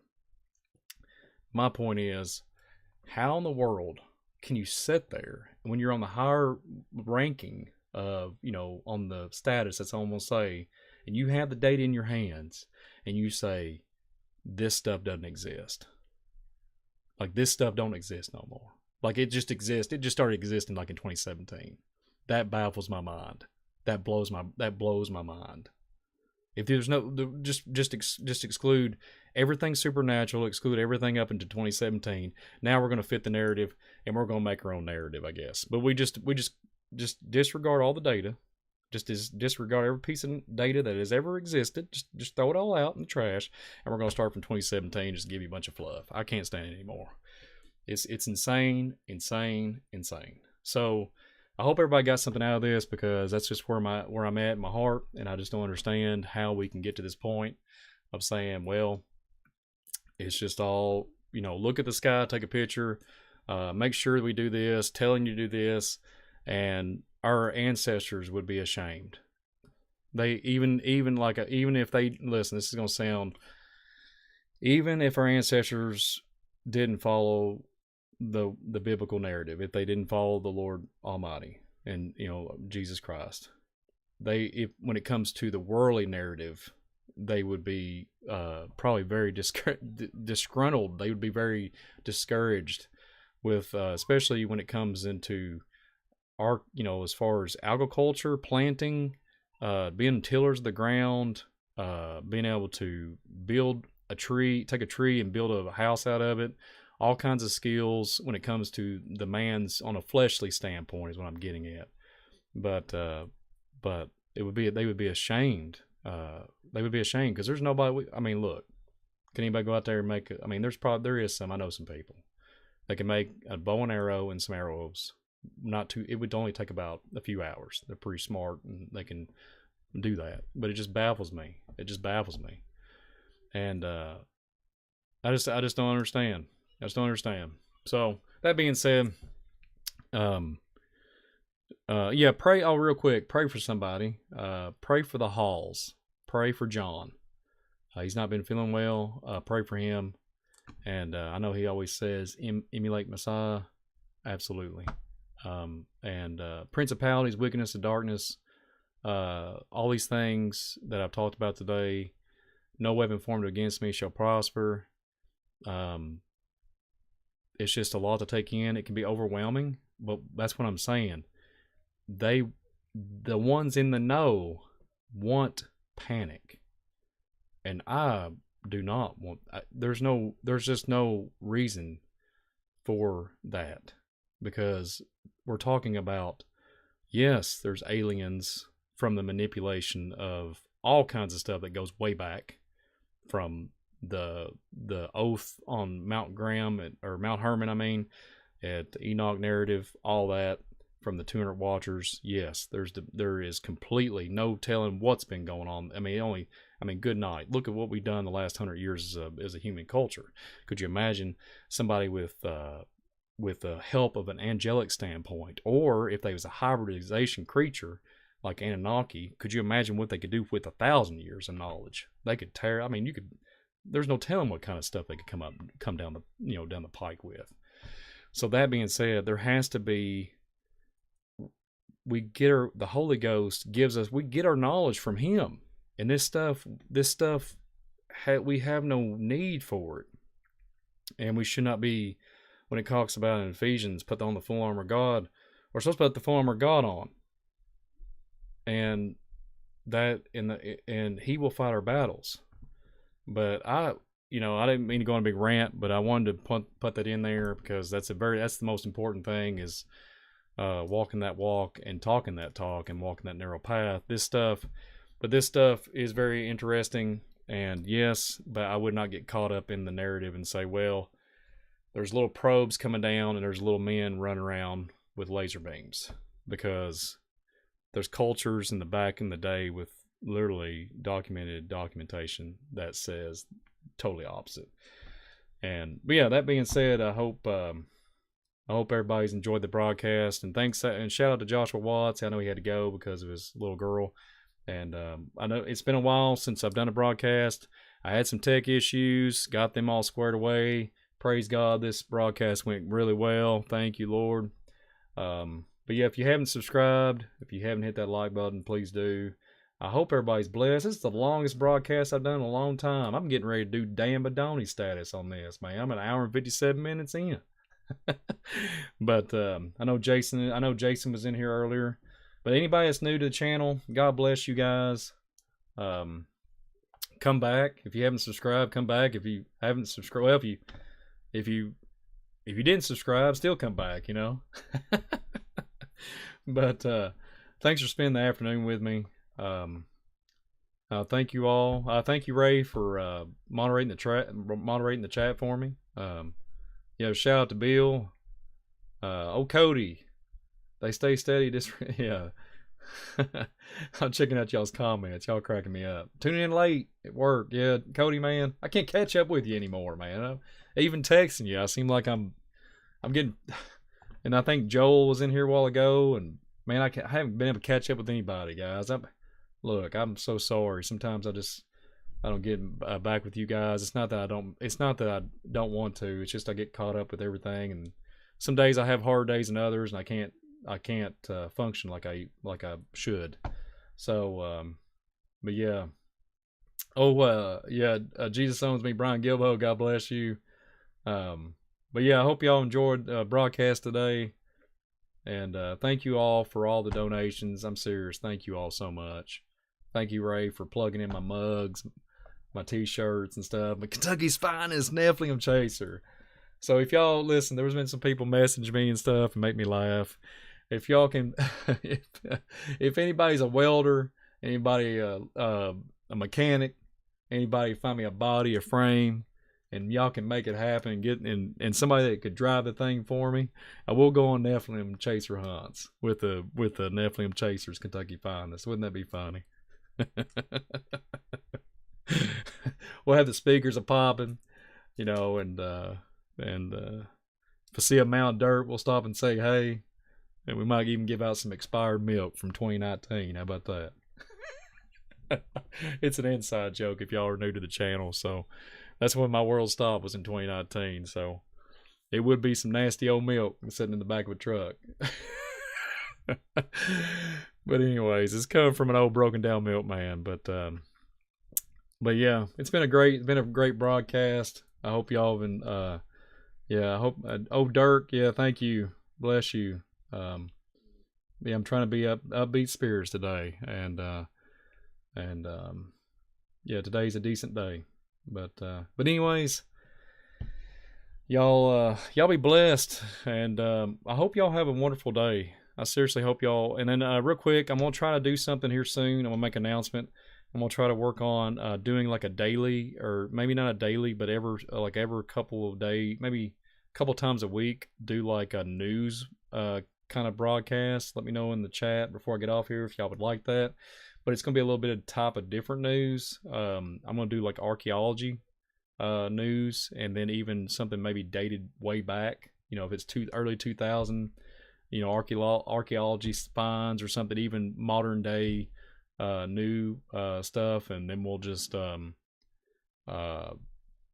make like a habit of it, make a really cool archaeology. I just think it'd be cool to have an archaeology news and get everybody's mind off something that actually is informative and informational, like with information that you can actually learn something. And because, you know, to get away from the narrative that is being told in our realm today, it'd be kind of neat just to kind of retune our brains, you know. Then oh yeah, this is a complete commitment on this one. The Draw Living Waters. If me and Adam can get everything squared away, and hopefully we can do like every 2 weeks on Draw Living Waters, and get that consistently going every 2 weeks. So y'all keep that going. Yeah, Bill. Yeah, visual disturbance. Indiana Jones updates. Yeah. Yeah, that'd be. Come on, Jonesy boy. Come on, Jones. Yeah, that'd be hilarious. That would be funny. Do, do, do, do. Listen, if I could do the music without getting hit with the copyright, I would totally do the music for an intro, but I can't. And unless somebody probably did it on the guitar or the piano and made it for me, but yeah. Yeah, it's just. But anyways, welcome to Visual Disturbance. Brian Reese. Seriously, thank you all, everybody. I know y'all take time out of your day to come on here for 2 hours and spend time with me. And I didn't mean for it to be this lengthy, but I wanted to just get it all out there. I had a lot to talk about. Still got a lot to talk about, but we'll catch you on the next ride, or the next run. How about that? Next Visual Disturbance run.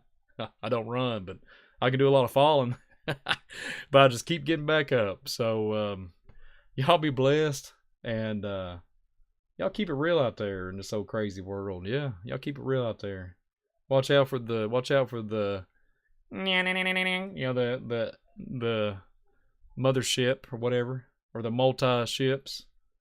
Yeah, we if you see me. If you see a bunch of them in the sky one of these days, y'all know, y'all have my word on this. I'll just look out and say, thank you, Lord. And I'll probably either, if it's early in the morning, I'll probably go back to sleep or drink coffee on the porch or whatever it is, and say, let the four winds blow. But anyway, this is my rant today. But y'all have a blessed day.